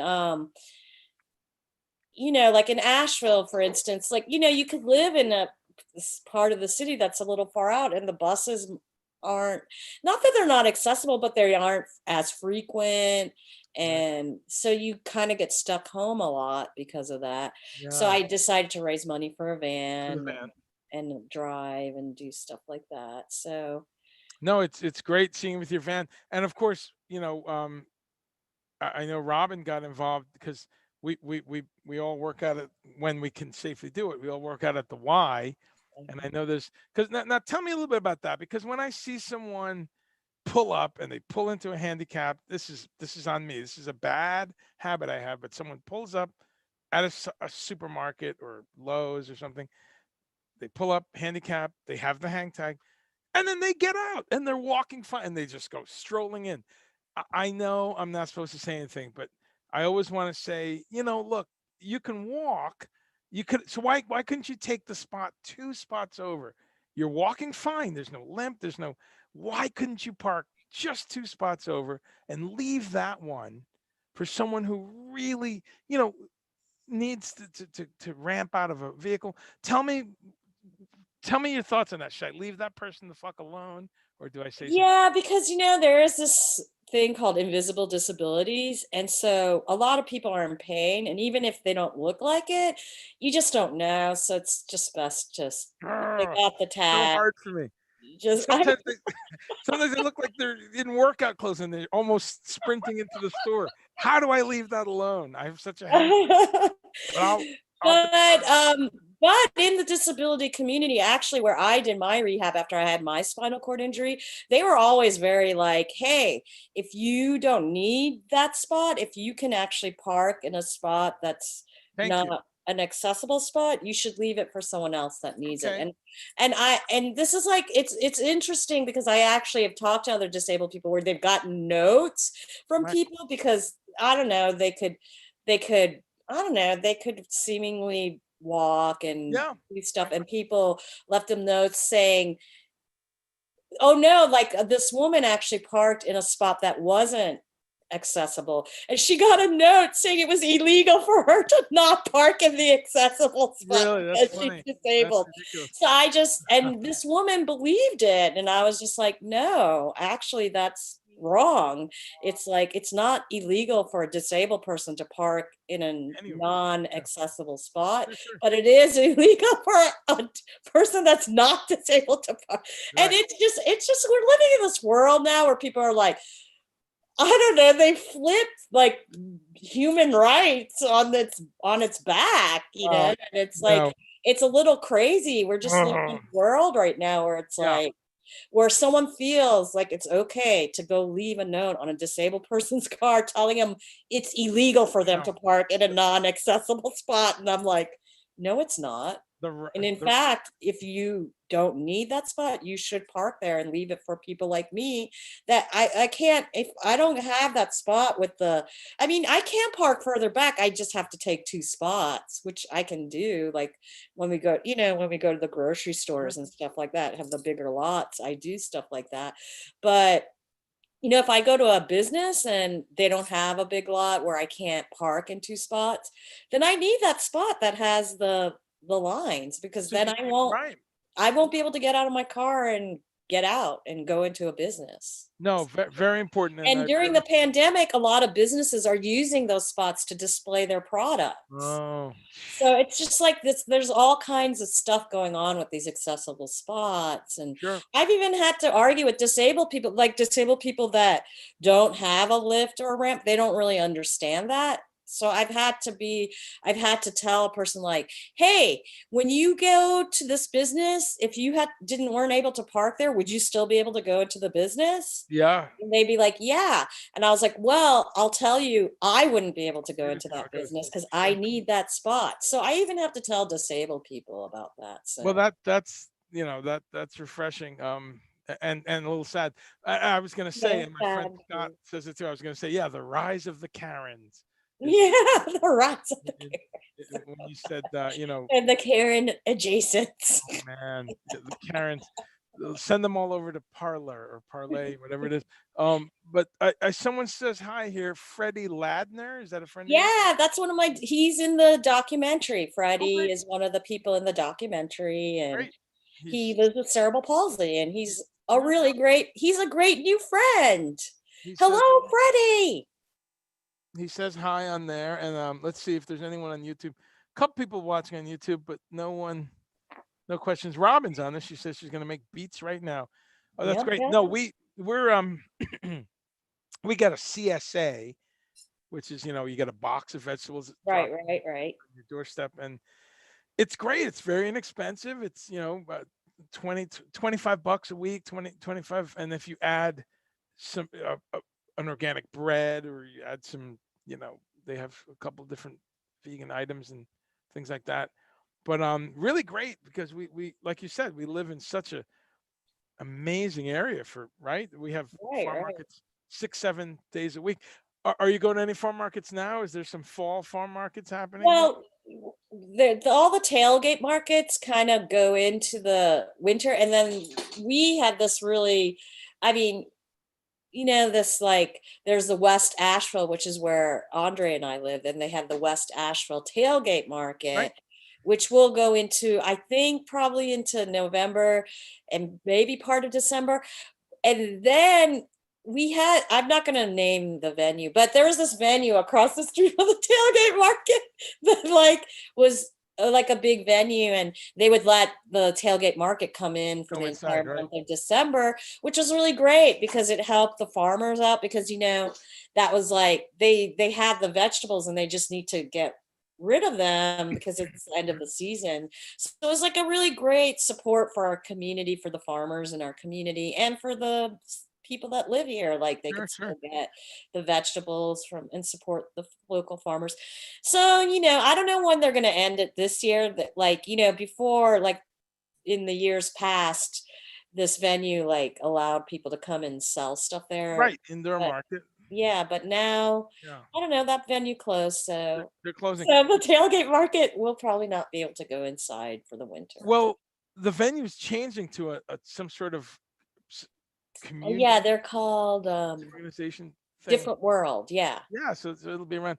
Is that, not to get political? Is that you're not saying the name of that venue? Is the I venue don't know. I don't motto? know. I could say it. No, mall flight. I don't know. Okay. I just didn't know if I should. I don't know. I don't know what because Robert works for Asheville FM, and so he's always like, you can't say this. So I'm like, okay, Oh, right, right. because Oh, it's a this. nonprofit radio station. So I'm Yeah, always like, no. should I You could mention? you But could yeah, the mall flight, which was like a fixture of the town. It was like a cool spot to go see some bigger bands. And I actually liked it because it was handicap accessible. Like, yeah, the that's good. stage was not handicap accessible, but stages are never handicap accessible. Yeah, As a musician, stages are never handicap accessible. Music world, pay attention. So, exactly. No, and as a side note, there's no censorship here of language. I go with the I set the bar at George Carlin. Shit, piss, fuck, cunt, motherfucker, cocksucker, and tits. oh yeah, Anything okay. So I could have sworn and done and all. shit, piss, fuck, cunt, motherfucker, cocksucker, and tits. Man, when I heard that at age 13, but anyway, that could be a whole topic. George Carlin. So let's pivot a little bit to your music. We talked a little bit about your favorite foods, which are Indian curries your actual favorite, or do you like what else do you like for vegetarian foods? If you're picking vegetarian, do you like Italian, I Japanese? Okay, so because I'm disabled, I don't like to eat a lot of carbs because I can't walk, and Okay, I use a power wheelchair, not a sure, manual wheelchair, so I'm not getting a lot of cardio because of right, that. So I actually like to manage my carbs. So I don't yeah, like to eat, which sucks because I actually do like pizza and lasagna and stuff like that, but the not too carbs much, right, intake's a little too heavy for me. sure, But I don't know, I like, tacos, and I don't know, I yeah, like everything. I like macaroni and cheese, but because of the carbs, sure, it sure, is sure. really one of my favorite foods, mac and cheese. But yeah, but I'm that vegans can, but now there is a vegan Oh version yeah, of mac and cheese. there's So vegan everything. Yeah, yeah, so yeah, and that stuff's gotten way better too. The yeah. It vegan really has. cheese And and stuff's gotten, like, I have a friend in Chattanooga that does cashew cheese and Yeah, Robin yeah, made yeah. some made some cashew mozzarella last week. Yeah, and we try to be pretty low carb, and I've done that in vegan. I've done grain free for like a year, you know. So you can definitely do low carb vegan. So okay, so lots of different foods. Tell the audience a little bit on the music side what you're doing right now, because you got this film coming out. Is there any of your music in the movie? Do you soundtrack? Is there Oh some? yeah, it's so funny. So, because I was gonna upload it to YouTube and I now YouTube like calls, like copyright stuff. And so you can't really use like your favorite band's music in your documentary that will make no money whatsoever. But, so I was just like, oh, I'll just use our music because no one will call. But I wasn't paying attention. I was using like there's this like intro to a song we do and I play violin and it was like actually on the song was on a record we put out so like probably 10 years ago or something and like it got called for a copyright so I had to write the label. They're friends of Yeah, ours it's like and so I Fury. had to write the guys in the label. I'll be like, you guys, I made a documentary and they Side said documentary. YouTube says you guys and some other group. I love it. Because of online sales, they were trying to. Oh shoot! Oh, you're. Is Oh, that you're. Robert? He's home. Yeah, yeah. Robert's home. Hey, Robert. Robert the chef. Yeah, Um, Robert the shit. I so well that's good. So we get people can hear a little bit of your music. I just screen shared the Yeah, I know. I freaked out. I was like, oh no, we got disconnected, and I was like, oh no, he's sharing the screen. no. There's a these are the folks in the movie with you. Is this everyone that's in the movie, or is there more Yeah, people? I'll go from right to left. So it's Freddie Ladner, Imani Cuffy Belk, Tylea Flores, um, Hector Davalle, and me there at the end. Okay, that's great. That's great. Yeah, really looking forward to seeing it. This is on our Friday night list, and Yeah, and they'll be so before the movie, I'm just gonna say I got some of my friends, they sent pre-recorded videos of themselves playing music.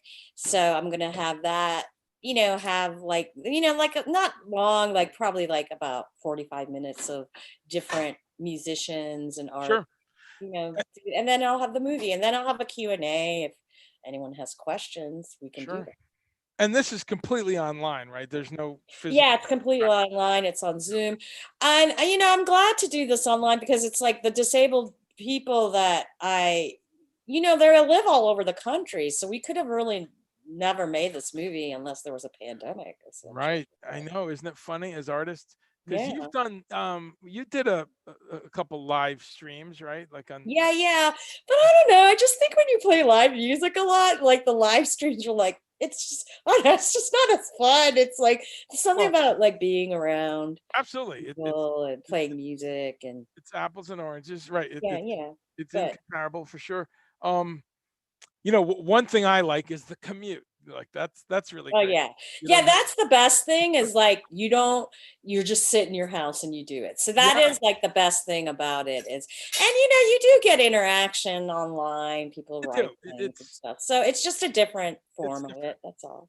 And it's a throwback because yeah, there used to be when you watch live performances back in the day, even on MTV or something. There'd be concerts from a studio or from a Right, right. Yeah. The yeah. unplugged series. So MTV unplugged. what about your music and your synthesis and things like that? Are you I have you just like coming have out? gotten so I got obsessed with this like documentary. So I Oh, think right now I'm gonna start going back into the music and the art. I haven't really been making art and music because I got really obsessed with this sure. documentary and I've been interviewing. I have a YouTube channel for DIY Able too, actually, um, where I'm going to do a series called DIY Able Talk, where I Okay. talk to different people with disabilities just about our lives. Right. Another tool to like to normalize disabled people. Sure. So. And that's again your YouTube. People can find just by punching in DIY Yeah, able. just look up DIY abled. I think I call it DIY abled because like YouTube like makes you put a first name and last name, so I Right. call it DIY abled. Grassroots is the last name. Okay. So yeah, so That's awesome.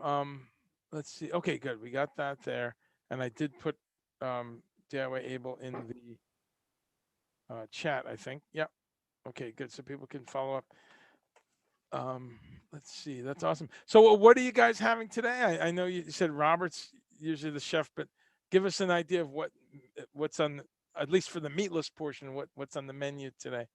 oh, what are we? It's I don't it's know. pretty Robert, pathetic. well, Robert right now is eating something. He's made some French fries and a Hey, Robert. quesadilla, I I guess. need to go shopping, unfortunately. We do need to go shopping, Okay. but usually what we do for the week is Robert, because you know when Robert works, we make like a large amount of that, you know, a cacophony of Sure. vegetables. We just get mix some vegetables, and Robert, you know, he'll do different things. He'll, I don't know, we bake it in the oven Right. and mix a bunch of different vegetables, and he, I don't know, if anyone knows Robert out there, he's a people tend to call him a mad scientist. So he applies that to everything he does in life, whether it's making music, making bread, or making Sure. vegetables. Yeah, He has like a arsenal of spices he throws in there, and that's great. yeah, it's really great because Robert actually he's really into cooking, and I'm not really that into it. I'll do it if I have to, but Great. I'm not like really like excited about doing it, where Perfect then. Yeah, Robert is super excited. So that's it's great. really great. That's Yeah. great. Well, I hope I hope there's some winter cream electric Santa now that you're done with the film and you can have some time to get back to creating and recording.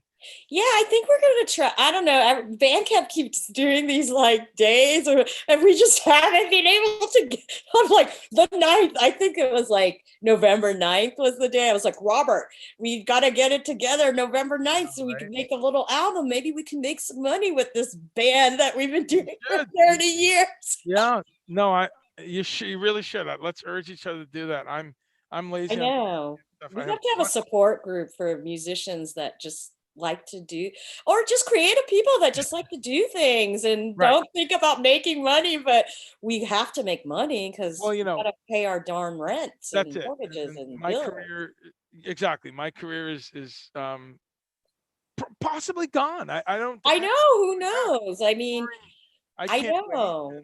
I And mean, yeah, it's just like I don't think it'll be gone because I do think that live music industry will come back, oh yeah, at but some we point, just don't know when, very essentially. slowly, very Yeah, slowly, very slowly. and I think it clearly is going to come back at reduced capacity. Right. At Venues are first going at to be reduced half. capacity, and it should, you know. Yeah, Well, it is. There's shows like at Fleetwood's, and Yeah, like these small venues are doing shows, but you know, it's like 20 people or something like but that. they're risky. You heard what happened with the One Stop. Oh no, I don't even go to those shows to be honest. Sure, So. I don't either, but I've heard that. No, what Well, happened? the One Tell me. Stop had an infection blow up, and Oh, um, see, I wouldn't go. yeah, That's why we something shouldn't like do that. 15 to 20 people were Oh yeah, infected, that's horrible. Yeah, including so staff. you know, and I have to say, just like as disability and pandemic, it's difficult because some people need caregivers, and if the Right, state is paying for caregivers, they're not like it's like a service. And then right. you don't know what this person is doing and who they're around. So like a lot of disabled people, if they get sick, it can kill them. And Yeah, it's like this really scary it really moment is. for people that need caregivers like that.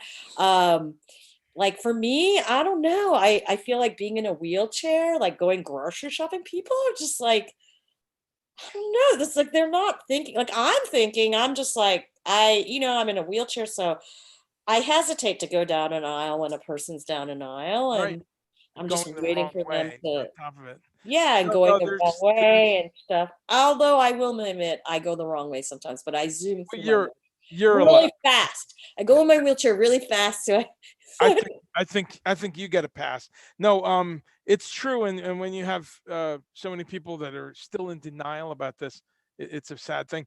One of the most uh, before the pandemic, I saw you play. I saw you guys.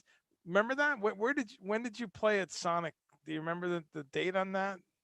because that was one of the final shows before shutdown. I feel like that I went to. It was I mean, or Static Age? Static Age. Sorry. Oh yeah, that's okay. I was just like, what's Sonic? When was Gosh, that? I don't even remember, to be But that honest. was I like know, February, I do. right? I think that was the last time we played a live show was that Static Age. So Wasn't it uh, I don't know. February or something? Probably it was was it? a make show with electronics, right? I don't know. Yeah, Yeah, yeah, and Played February. without a drummer, right? you played violin. No, no Oh drummer. yeah, yeah, yeah. So yeah, That was towards the right before the yeah, lock. it was right before the pandemic stuff Yeah, happened. So yeah. I think I saw you all, and you know, maybe I saw one other show. Yeah, I saw a show at Revolve, but I always remember like those are the last two times Yeah, I've, yeah, yeah. and it was already kind of in the news, and you were hearing about stuff. You know, it was like it hadn't hit I yet. know, and I remember I was going to the YMCA and they had like the CNN up there and yeah, I was just like, it was so crazy. Yeah, it was just like, is there a virus? Is there not a virus? And then I remember like, because that machine I use, um, which I want to share this picture of me using this machine with this Please, really beautiful woman from Israel that also used this machine for the disability. It was like, it's like they're like workout machines that really only disabled people can use because it's like a seated a recumbent, which sure. is like means seated stepper, so you can move your arms and legs and exercise that way.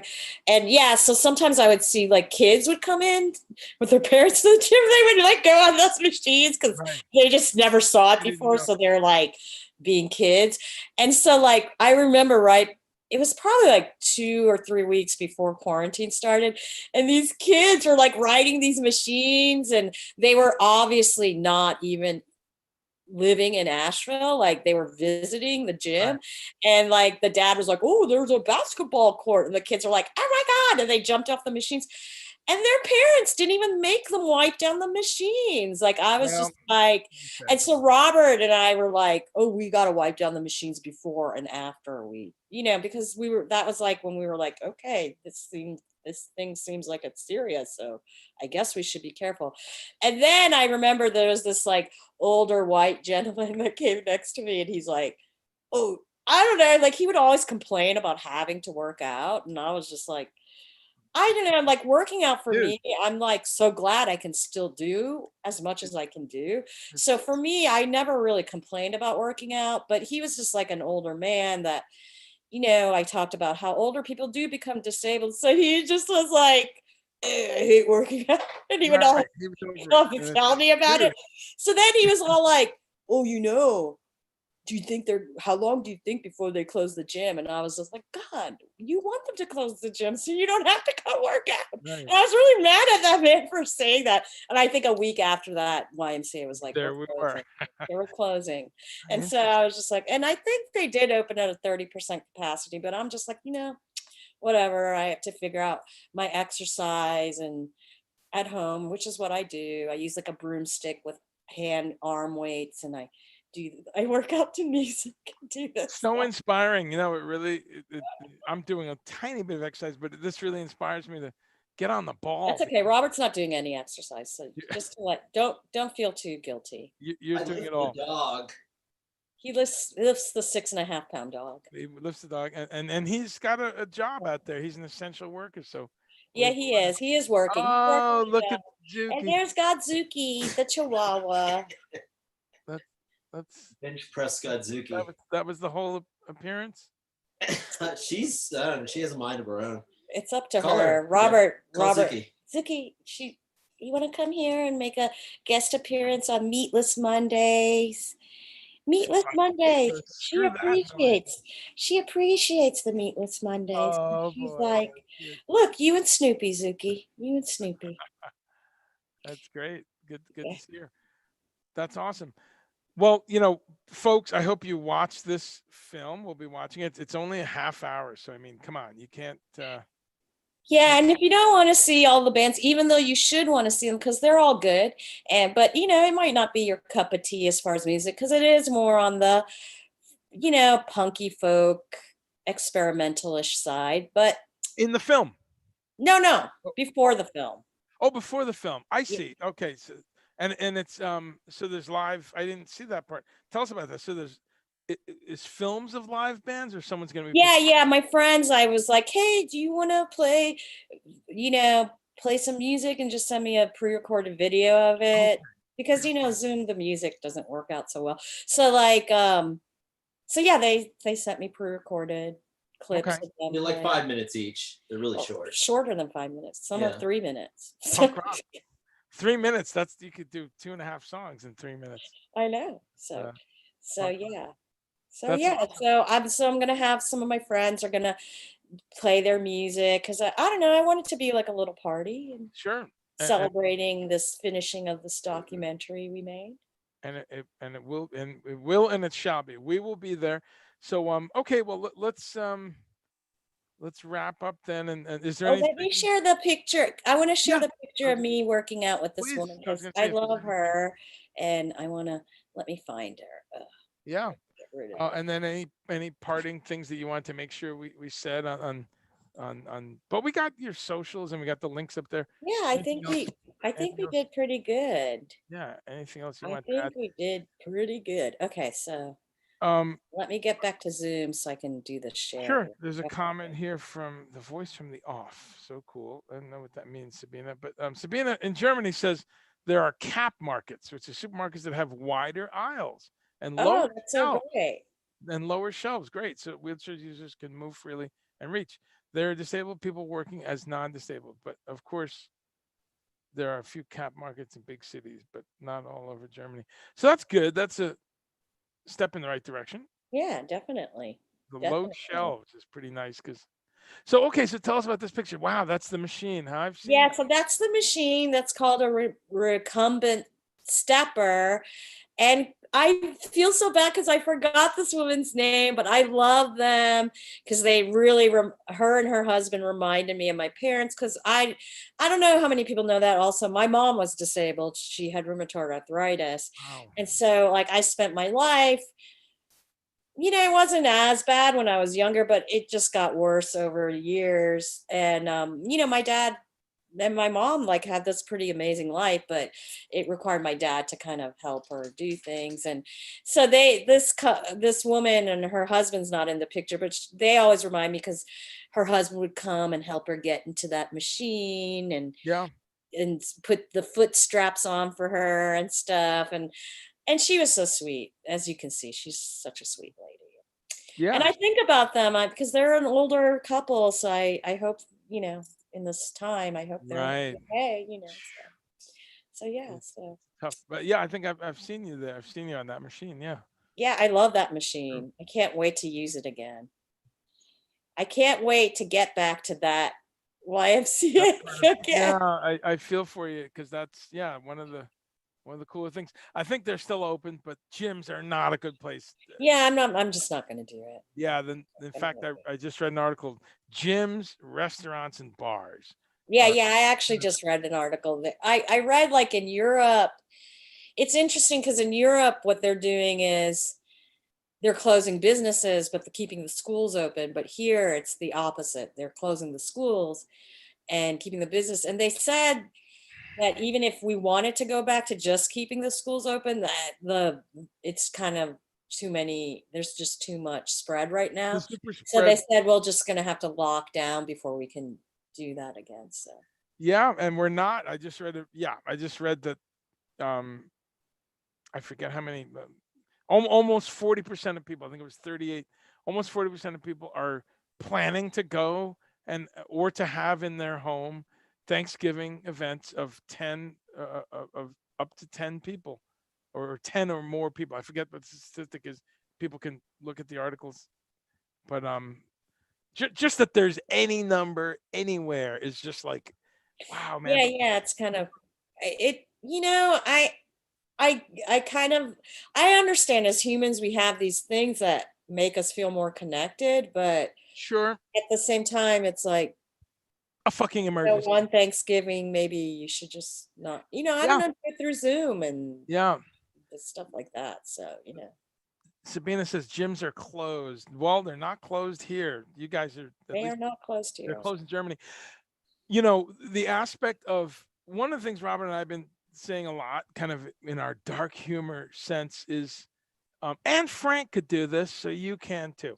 You know, Anne Frank and 6 or 8 people, whatever it was, they were stuck in 2 or 3 rooms. Yeah, yeah. I mean, They had to wear people, stocking feet so no one it's heard just them we've below. grown into this world where people are just like, I almost become entitled in a way. Yeah, They're like, I I deserve to go to Disney World. I should be able to go to the gym and I should be able, Yeah, and it's like, when there's a, well, I remember when the virus first started, like I had a friend who's an artist that he sold at crafting fairs, and he wrote on Facebook like, so what should I do? Should I keep doing these or should I not do? I think everybody was a little confused as to what to do. yeah, And I just said, well, when the Black Plague hits, you that's have the to thing. recognize basically there's You better nothing you can do about recognize.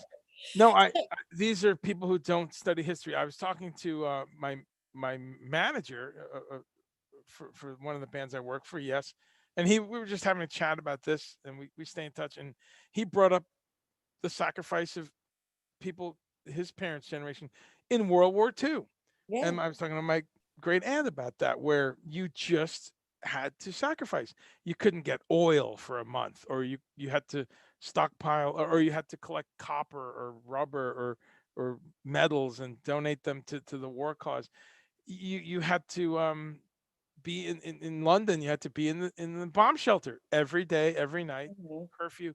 So I don't know. We and then without even going to things like wars and Black Deaths and Anne Frank, and you have ancestry from another country, as I Right. do, and your parents are immigrants, as mine were, and I'm also an immigrant.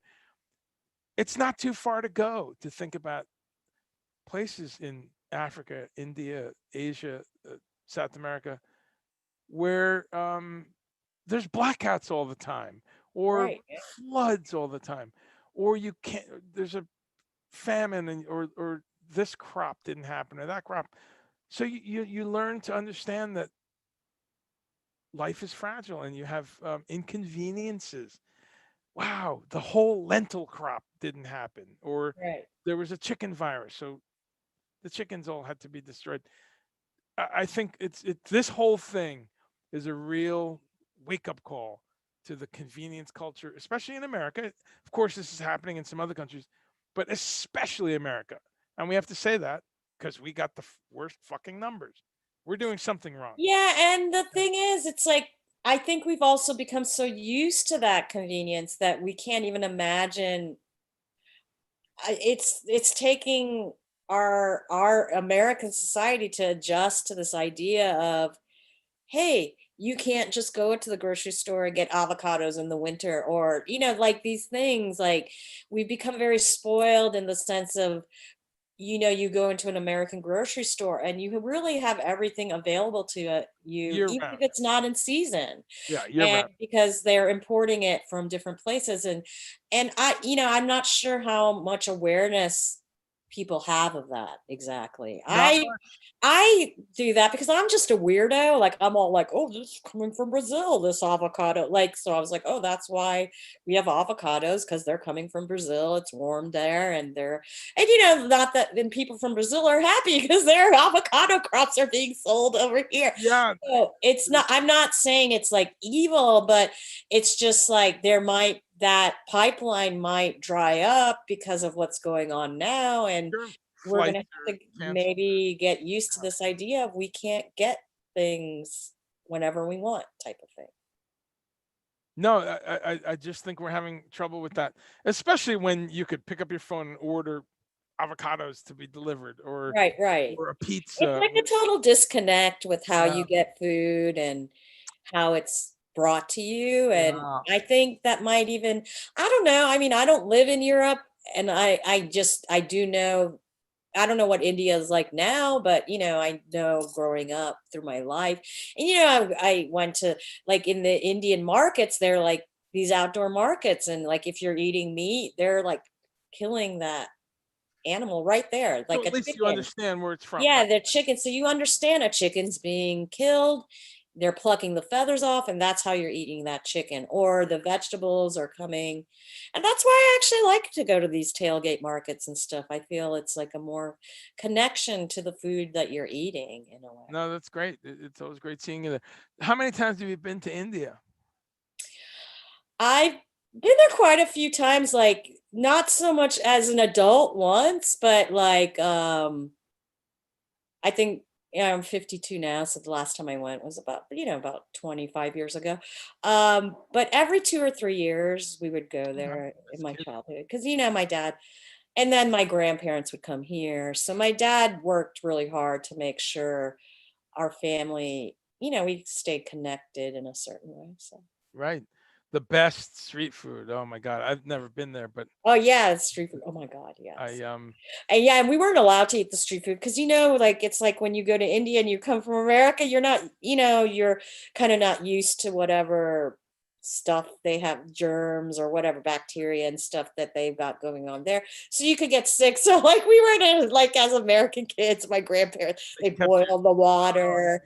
But it's like having those experiences make me realize like like the water's not great everywhere. Like, like the stuff that yeah. happened in Flint, Michigan, it was a shock to the American system and that's probably still happening. Of course, we Yes, it is. hear It's about it. a total mess. But it's like this like awareness of like when you live in other countries, like the water's not fresh. Like maybe you're gonna have to boil that water or Some something, and you could get sick from th- it or there something. are some places, yeah. There are, yeah, but if you Guyana, I bet you have to boil the water there sometimes, in probably. Guyana, no, it's I'm pretty good. guessing. I don't know. Yeah, I no, just say turn the that. tap on, there's good modern I water. mean, there's tap Um, like when I would go to India in the 70s, they actually had plumbing and right. stuff like that. So that was probably a new thing in India. And I'm just gonna my family came from wealth. They were not poor Indians. They were Okay. wealthy Indians. So they were able to afford the indoor plumbing and the Sure. telephone. And I think just having those experiences growing up makes me realize about food, Right. about like how we communicate. And Yeah. I don't know, I just feel like, yeah, I just feel like a lot of and like a lot of American, now you have this whole generation that's literally grown up on smart. They don't even know a life without a smartphone or a computer. And I wonder, I don't know, I always wonder like how life is going to change when those people are like our age. Basically, we won't be here, so we don't really have to worry about that. I'm guessing. I I'm mean, guessing we right. won't be here. I Some don't of know. them, depending Maybe how they'll invent something that keep us alive. what age people are you talking about? Because I mean, Like, kids in their, kids that have just been born into the world oh, where literally like computers, 2 years face, old. social Gotcha. media, it's just like Yeah. and I almost feel like they'll maybe it won't be as important to them, like the Facebooks and stuff, because like television for our generation, it was kind of a newer thing and it kind of grew into what it is. Sure. But now television isn't anything like it was when we were kids. No, but I think it programmed the way a lot of us see and process things. Right, Likewise, right. so if you're a teenager now, let's say if you're 15 now, so So let's yeah, I'm thinking like when we were young, and maybe not so much because in the 80s things were kind of like, but like maybe a little bit older than us, like kids that grew up in the 70s, I feel like television and movies weren't as monitored of what the content they were producing. yeah, And so then we went on our way. And I feel like that's kind of what's happening with the digital world right now. well, what's interesting about it is and so a 15-year-old, let's say when they're 52, you'll be 87. So yeah, hopefully you'll be there. You'll be 80, 89. But the thing that's interesting, I don't know if you saw this movie, The Social Dilemma. Yeah, yeah, of course. Very, yeah, great movie. You saw it. But what's interesting about and I'm concerned because at least us with the TV generation, we also had books. So we knew how to read books, even reading a magazine. And television wasn't interactive. It You just wasn't. watched it. It wasn't. And you Yeah, I remember it was a big deal when those Nielsen boxes came out, where you yeah, could get a box in your house and it would tell them what channel you're watching, and then you got the Nielsen ratings. But at least though, we surround ourselves with books and with yeah, magazines. and literature, magazines, I definitely. know some younger people, and whether from teaching and people in my family, but I'm a little concerned at anyone who literally began their reading on a screen and just kind Yeah, of went that way. I don't know where that goes exactly. Like, there'll be something else in 20 years, but the fact that they started on just screens and touching, and that's going to be really interesting to see. yeah, it'll be Question interesting mark, to see how that plays out in the human existence. I think I'm a big fan of Black Mirror, and there'll be, I think, embedded stuff. I mean, you have that in military Yeah, experimentation yeah, already. I think there'll be stuff where, you know, virtual reality goggles and glasses and things, right, right. embedded chips and things in your eyeballs. Who knows? Who knows? It'll be Who knows what those kids will be inventing? let's keep making weird music and Yeah, so, well, Priya, I know you got to jump to some other stuff. yeah, yeah. Thanks for It coming. was so amazing hanging out with you, Andre. It's great, really I great, love seeing you. and see you in person sometime. And Yeah, people, definitely. the links are there. The movie is Friday night. What time Eastern? 8 p.m. Eastern. 8 p.m. Eastern. Um, okay, and let's see if there's any comments. And people are saying hi and goodbye. And let's see. Somebody saying supermarkets and buy beer after living a year in the USA, but not being able to buy beer. Okay. So it's just talking about supermarkets. So okay, great. Some people are just earlier on were just saying thank you for being here and hello. But hopefully some Right. people watch this and we'll keep, bouncing it out and telling people about it for the rest of the week. So Awesome. uh, Yay. we'll see you Thank soon. you. Thank you so much, Absolutely. Andre. See It's you always Friday. so great to see you. Yes, And say hi to Robin. I Happy will. birthday, Robin. I said it out in the world. Right tomorrow. I know, I'm saying it now, and I know. Yeah, you're a I'll little. text her tomorrow too. But I'm saying it right now, Robin. It's out in the world. That's awesome. We'll see you soon. Bye. Love you. Have a great day. You too.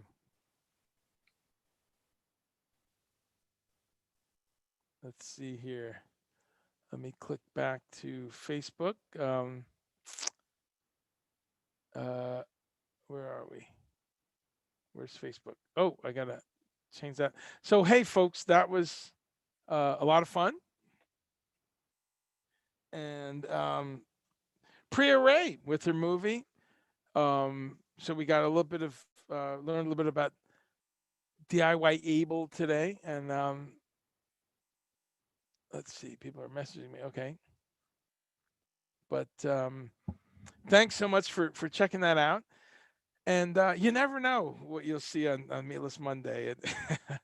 We learned a little bit there about a whole other, a whole other layer of life. The stuff that you never know in life what'll happen, right? And Priya had a journey that took her into this life almost 20 years now of just meeting this challenge, and she really is an inspiring human being, as I said, and as you saw, right? Just a really joyful, hopeful person, and I think there's a lot for us to learn there. That you know, just keep going and make lemonade with lemons is one of my phrases. Or, I didn't make that up, of course, but one of my favorite phrases. Make lemonade with lemons, and ever so often put some fucking vodka in it. Is you know the the COVID adjusted version of that. So we're gonna finish up with just a couple things here. Um, let's see. Let's see what we got here. We got all the links in there, and you folks can see that. So let me understand. What was Sabina saying? That being able to go somewhere and buy beer if living in age. I see. So you were saying that in the U.S. you were able to get beer before you were legal. I think that's what you mean. Childhood in East Germany didn't have bananas. Yeah, exactly. So that's a great point. We used to have a lot more seasonal foods in all of these countries, and now everywhere you go, you can get stuff year round. Kiwis in the winter and blueberries. So it's a tough one because um, I've heard the argument that if those jets are flying anyway from Chile to New York City, shouldn't they be filled? That way, you're efficiently using that jet fuel. In other words, a half-empty jet. Who does that help, right? It's using the same fuel, more or less. So I've heard that argument that we might as well support these international agriculture companies who tend to use commercial flights, by the way, as cargo. So I don't know. It always makes me uneasy to see persimmons and kumquats and stuff in the early February, and but there it is. You're right. We've gotten used to it. Um, so okay, I'm gonna finish up with just seeing if there's any comments, see if there's any questions. Feel free to always drop recipes in here, folks. Any kind of let's see. I put the link there of that wonderful series of um, cooking events, I guess you can call it. But this woman in an Indian village, Indian woman, and she's cooking every day, it seems, for these kids. Really wonderful. Um, see if I can put that link again. But it's right there in the chat. Um, and it's great because you see her cooking in these great big pots, and amazing to watch. Sometimes she has an assistant. I mean, they'll chop up 12 heads of cabbage and you know 10 pounds of lentils, and she measures out all the spices, and you're seeing a recipe as you're watching, and then you're just seeing this incredible food, curries and stews, and all these wonderful things. So pretty cool. The link is in there. um the voice of Robert without seeing him is the voice of the off. Oh, okay. I see. They say something in English. I see. Robert, I now understand what you're saying. Robert off screen. um, Elizabeth says all my vending events have been canceled and moved to 2021. Yeah, likewise. Touring, concerts. I really don't. My band that I work for, yes, is scheduled concerts for April, but I don't. I really don't see that happening. Do you? April just seems like cross your fingers, but good luck. So yeah, if you have any questions as we wrap up, put them down there. I'm just gonna wrap up in a few minutes, but I wanted to finish with this a little bit of one thing with this new setup. Oh, I need a wireless. I've got a wireless keyboard sitting somewhere. I just need to charge it up. But I wanted to close with some stuff of some great new products. Um, we talked last week about Green Giant, and they had this really awesome new stuff. And let's see. We're just going to talk a little bit about these fun new things available. Um, so check this out. This is Bird's Eye that now has all this cool stuff. We talked about Green Giant last week, and then the cauliflower crusts and stuff like that. Let's see, is that sharing? Yes, it is. Great. Um, so check this out. The Bird's Eye, the good old Bird's Eye, the most mainstream American vegetable company, frozen foods company in back in the 60s, back in the 70s, right? You had some Bird's Eye corn and carrots or something. But look at this. They've got these veggie spirals, first of all, which are so cool, and it's like a pasta alternative. They just take zucchini and they uh, just put it through a Spiridaco, I think is the little cutter it's called. It makes these spirals. These I'm a little mixed on because you can make those very easily. But how cool if someone's on a low carb thing or gluten free or wheat free or grain free, you can kind of make pasta dishes out of these spirals. So there's ones made of zucchini, of carrots with ginger soy sauce. So cool.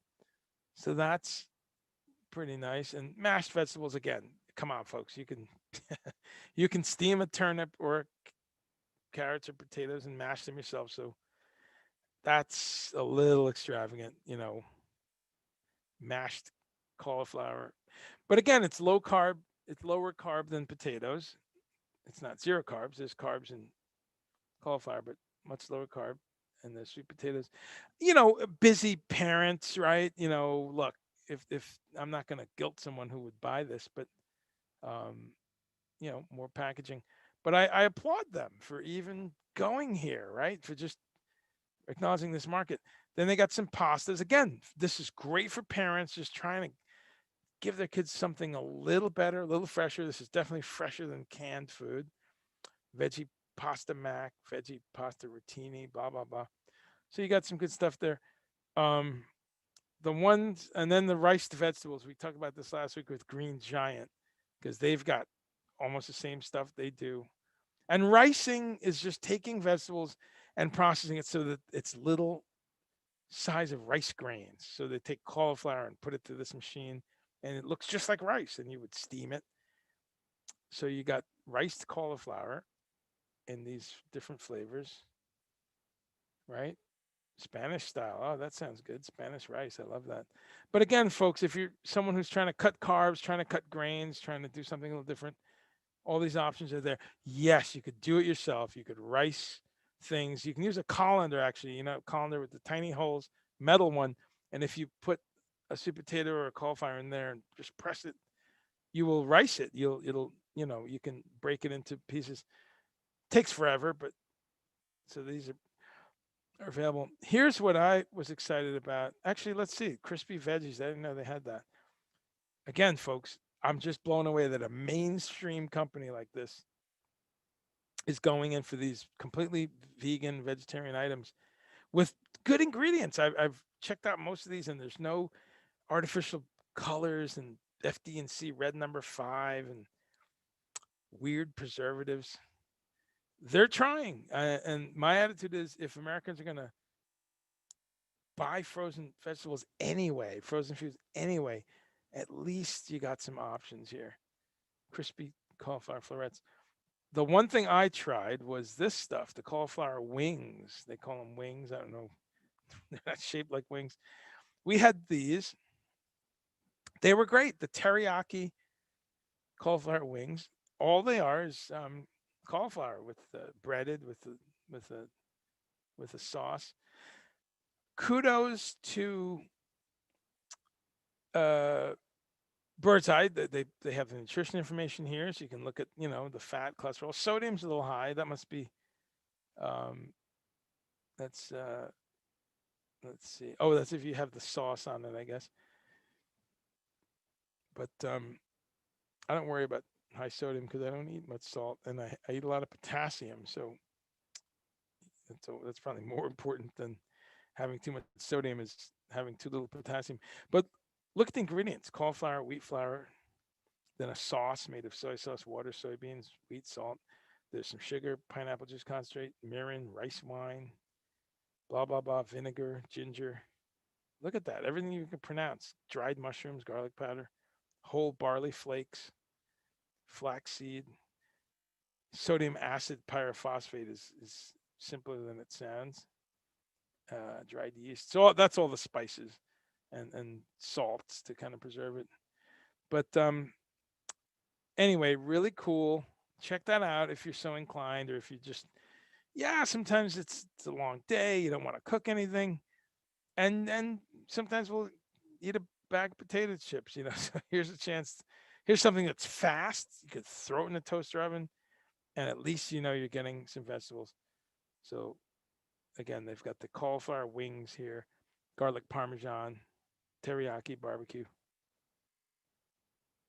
So Yeah, really amazing. There's recipes, and I'm blown away actually that companies this big are basically saying, "Hey, look, let's experiment with this new market." Younger people are looking for vegetable options.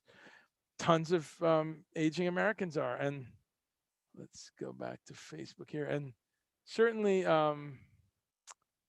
the certainly the baby boomers are, that's the other thing. That's a huge economic market, the baby boomers.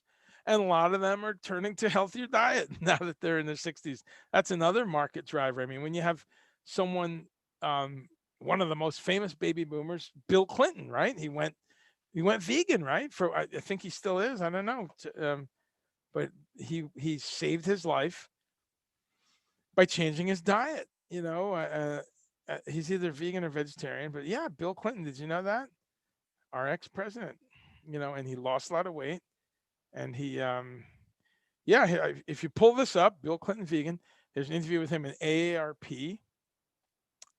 Um, let's see. Yeah, here's a quote. That's right. I've stopped eating meat, cheese, milk, even fish. No dairy at all. I did not eat that cheddar cheese. Bill Clinton, you know, you can't beat it. The other real famous guy of that age who was told by his doctor, look, blockage, hypertension, heart disease, you have to make a change or you're going to be on a bunch of pharmaceuticals for the rest of your life, was Reverend Al, and he changed his life too. So here's a picture. Look at that, Bill Clinton enjoying, or at least in the photo op, he's there with this food. But I read this interview actually, and he's, again, so the message there, folks, is anybody can look at this and go, hey, I'll try it out. Because he said, yeah, he used to love, yeah, all kinds of things, barbecued ribs, and he's from Arkansas. He loved it all. What does what does Bill Clinton like? He likes hummus. He loves hummus as a snack. He loves quinoa, beets, cauliflower, snow peas. Um, and no, so anyway, pull that up if you so desire. And really great to see that people in their 60s can say, okay, what's out there? What can I try? And it's there's so many options today that you don't have to you don't have to miss things. You don't have to miss textures and flavors and cuisines. That's what's really great. I think that was true 35 years ago when I started doing it, because I didn't miss a thing, and I immediately, when I went vegetarian in 1984, I I couldn't believe it when I discovered Middle Eastern food. I never really had things like tabbouleh and hummus and baba ganoush and falafel and ful madamas and mujadara and all these amazing foods. Several names I can't remember even. And then I just started. I loved Indian food, so I started going to Indian restaurants and realizing, as Priya was saying, wow, you know, the different. And I think I ate dairy back then. Yeah, in the very beginning. So sag paneer and and chana masala and bindi masala and all these wonderful Indian dishes. And so for me, when I started, there was never that. I never went to that period of like, oh man, what am I gonna have? It's boring. It's just so I'm either I'm lucky or I just did it in a different way, or um, I think because of my mom particularly, I wasn't picky, so I liked vegetables and textures. But anyway, baby boomers. We got onto Bill Clinton there. Punch in Bill Clinton vegan. A lot of great interviews with him, and I find it an inspiring story because again, no, people can do this at any point in their life. Let's see the other. I forget the name of his. Oh, and Cory Booker is another kind of person in the news where you kind of can. I don't know. I think what's the point of I'm just mentioning a couple of these famous people. I think it normalizes it for some people. It makes them realize, wait a minute, it's not just some weirdos in Berkeley, or it's not some weird thing from the '70s. It's quite mainstream. People from every walk of life, every religious stripe, every race, every color, every creed, every gender, every religion you find, that people have chosen to do some stuff for the planet. And I'm just looking one more link here. If Reverend Al's website is what I was looking for. Um, yeah, I'm not finding it, but you can find that easily. But Al Sharpton's also got a couple great interviews. He says he lost 170 pounds going vegan. I mean, he works out every day, and you know, it's remember that dramatic weight loss, right? Reverend Al, looking good. But yeah, he gets up in the morning and it's he says he can't believe it. He says, I'm eating a kale salad with oil and vinegar. Who am I? So anyway, a couple little inspirational folks there. Not that you need it, folks. You're into this or you wouldn't be here.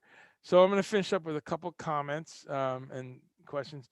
So Liz, good luck getting back to work, and hopefully PA unemployment is a real thing, because that's the thing in this country. Oh man, telling us not to work, but then where's the help?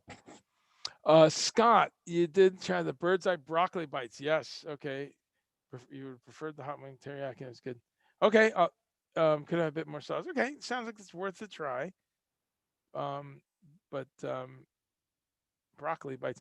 We had the cauliflower and they were great. So I like to try them all, because I feel like I'm going back to my old career when I used to just try this stuff. I tried every brand of tempeh and every type of miso and every type of vegan chocolate chip cookie and cheese alternative, and many things weren't that good. And so you find a way to at least comment on it and make sure that um, you could speak authoritatively to customers. Now, I'm just talking to folks. Frank says the shirataki noodles are the closest. Yeah, I've had those. They're in the little, they're in the broth. Not broth. They're in like a water thing in the fridge section. I've had those. Great, and I think they're, what the heck are they made from? Not rice. What are those? Some kind of squash, but they're pretty incredible. And the lentil pastas I've had lately, the black bean pastas, really great. Um, I did not share that last week. Thank you for that. It's okay, parsnip pie. Oh, Sabina, I just had said that. Yeah, there's pasta from lentils. Yes, I was just mentioning those. Funny. We love them. Yeah, we get penne pasta made of lentils. We get there's another one it's a black noodle that's just soybeans, I think, and um, truffles or something. So you can make pasta out of almost anything. So we've been having all kinds of stuff. Um, and Christopher Lowry, as always, with the outside comment. Yes, even mass murderers can be vegetarian. Yes, I guess so. I guess, is that a Hitler reference? Because you know that's always what people say. Well, Hitler was vegetarian, so uh, I'm not saying that you say that, but people say that. Um, but if you look into it, Hitler was into a couple weird diets. He had like an all meat diet for a while, and he was eating sausage and blood sausages and stuff. Then he was on like a vitamin kick, right, where he was just getting speed and vitamin pills. And apparently, he tried for a brief period vegetarian. So complete non sequitur, um, and means nothing to the quality of vegetarianism. Frank's had the red lentil stuff from Barilla. Yeah, the Barilla's a good one. Exactly right. It's not going to sit around like wheat pasta, right? There's no cold pastine like you do with wheat noodles. Uh, okay, yeah, yeah, that's great, Samina. I'm glad that's starting to spread there. Yeah. Corporate America, my first job. Yeah, well, I'm glad you're still working then. That confirms you're still working. Yes. And so yeah, Dick Gregory. Yeah, and that wasn't a comprehensive list of famous vegetarians, right? Well, maybe we'll do that some other day, but just two who are boomers alive right now. Dick Gregory, a hero of mine. I saw him speak one time. Dick Gregory, if people don't know him, should look him up. Great activist and political mind and author and civil rights icon. But got to see him talk once. But he used to have like a protein shake of some sort, like a vegetarian shake. So okay, great. So we did the new foods of the week. Oh, the one other food I was going to mention, and it's controversial, but just to throw it out there, people can take a look. Is the McPlant burger? We just that arrived, I think, literally last Monday, and very interesting to see where this goes. But also, if you care to look at some articles, there's a lot of back and forth on it, and it's let's see if we can pull that up. It's not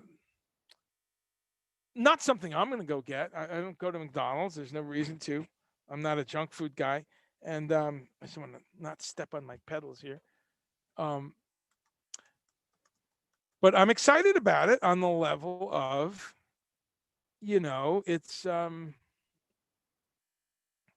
it's going to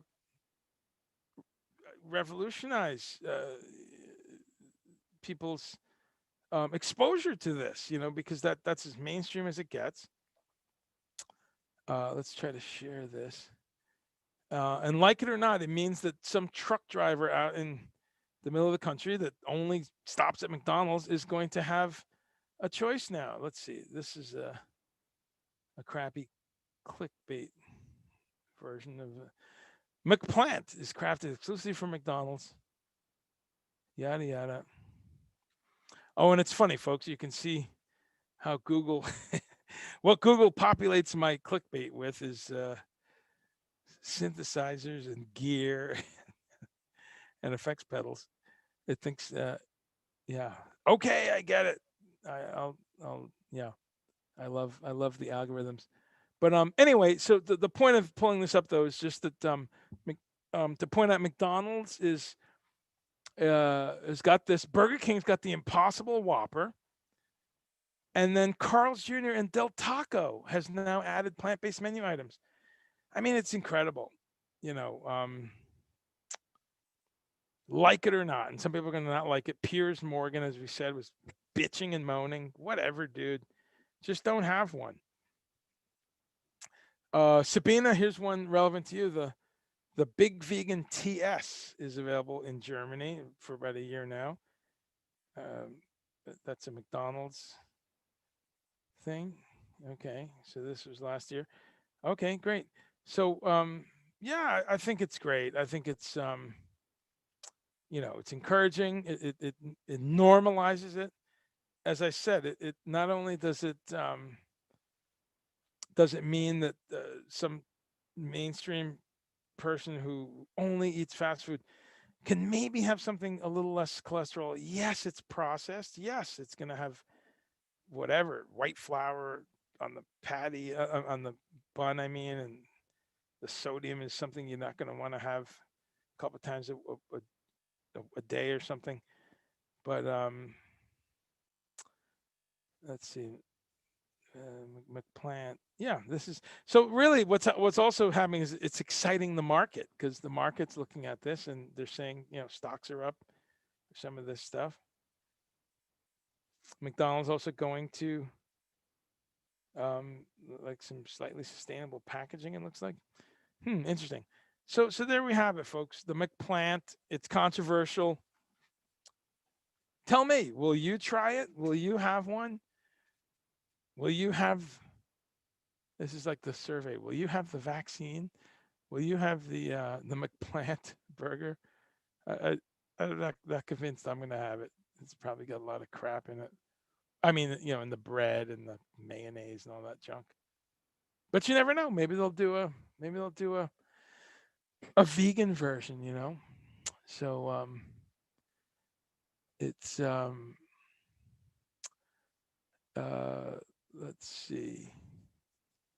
Blah blah blah blah. What are you saying? You said okay. You saw him speak. Yes, Guyana Jim Jones, and that's Guyana, and yes, they were murdered. They were murdered by a cult leader who convinced them to drink Kool Aid. Um, but then again, it was their choice. So it just shows how cult mentality is, and we're surrounded by cult mentality yet again. So that's where the phrase "drinks the Kool Aid" comes from. Sabina, yes, we only now got a veggie burger. They just announced it a week ago today, and I don't even know if it's in McDonald's yet.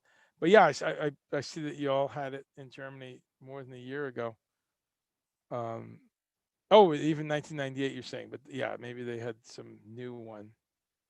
Um, yeah, I have to say, Germany, people are always shocked, but one of the more friendly um, vegetarian places to travel. I love it. It's never a problem. Of course, you have many cuisines of other countries and other cultures, but yeah, always no problem going into convenience stores, and you have that brand of like vegan pate that I like. I've had that over there. So yeah, great to see the burgers happening. So okay, folks. Well, yeah, just wanted to close on that. Always like to talk about new products and what's out there, large and small. Um, we've talked about some local products on this show, and those are as big as it gets. Green Giant, Bird's Eye, McDonald's, all looking at ways to have meatless options. I applaud it. I mean, you know, um, a million problems we could say about these big companies, but they exist. They're not going away, and at the very least, we can say, okay, if we can encourage some tiny market choice that's going to make um, a little bit of a shift to a more sustainable ingredient source, then hey, that's great. I love it. Let's hope for the best. So okay, great. I'll see you all next week. Uh yeah, cool, Frank. I'll check that out. Is that a recipe for those? Or I need some noodles, man. I'm looking. I haven't had a nice ramen in a while, so uh maybe I'll do it with the shirataki noodles. What are they made of? Yeah, you said on there. Are they rice? I forget. What are they made from? Oh, right. It's a konjac root. Yeah, that's it. It's a yam, right? Oh, this is so good. Look at that delicious pot of ramen. Of course, I would do it without the entrails or whatever. But how do you wreck something so beautiful with entrails? Look at those scallions and the enoki mushrooms. Yeah, I'll never understand it. Okay, let's remove that. Great. Thank you. That's a great place to end, Frank, with the shirataki noodles. And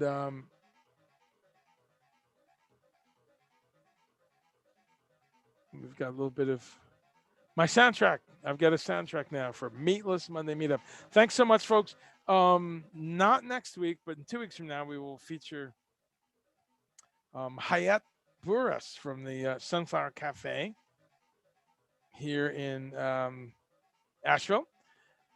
And I'm just trying to schedule. I got a couple other guests that we're just trying to figure out schedule. So I'm not even going to tease you with them. But we got some really cool stuff coming up for the rest of the year. A couple chefs and people from some really cool restaurants. But every week we're going to talk about what did you eat? What did I eat?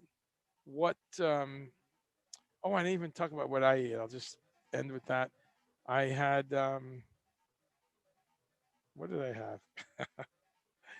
I didn't have much. Did I get a picture of it? I guess I didn't. I had some purple cabbage and some chili, black bean chili from yesterday, and um, some marinated garlic, just kind of a put together little salad, and a half of an avocado. So I love avocado with anything greens, but it's great with cabbage. You get that crunchy vibe, and then the avocado vibe. Um, but the other day, I wanted to share with y'all. We grew potatoes, and by we I mean Robin, and we had potatoes. Oh my God, they were. I love potatoes. Good fresh organic potatoes. These are the best potatoes in my life because they were grown um, 7 feet from our stove, and so when she cooked them up, they were amazing. And then a little inspiration here, we get our CSA, as I said, once a week.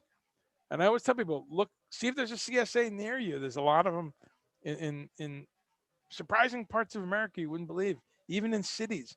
And what's a CSA? Community supported agriculture. And what that is it's a way for farmers to have a guaranteed sale on a regular basis. And usually it's 20, 30, $40 a box, depending on where you are and the size. And so you get a box of produce once a week. So the packaging is great. It's one reused, recyclable box usually. It's a box that had oranges in it, or you know um, something that was delivered, a printer. It doesn't matter. So great packaging, no plastic and stuff. Usually the vegetables are just all beautifully in there, and it might be chard or spinach or kale. It might be sweet potatoes, beets, fresh onions, and in some cases you can order other things to supplement, like breads and things. But we love it because it keeps it local. And here's our order that we just got a couple of days ago. Look at that. We got radishes, two types of potatoes, beets, beet greens, a bag of spinach. So there was a little plastic. Um, Usually there's not, but wow, that was incredible. So that's I always encourage people, try to find a way to get stuff local if you can, to get stuff you know, and it ends up something like that. So that's some lettuce that we bought, but also local cabbage, local carrots, local tomatoes, an avocado from across the country, and olives from wherever. But you mix and match, and just kind of finding colorful ideas is the inspiration that we're trying to put out there. Mix the colors up.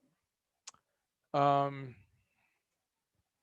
Great, awesome, folks. Have a good one, and we'll see you next week for Meatless Monday Meetup. All the best.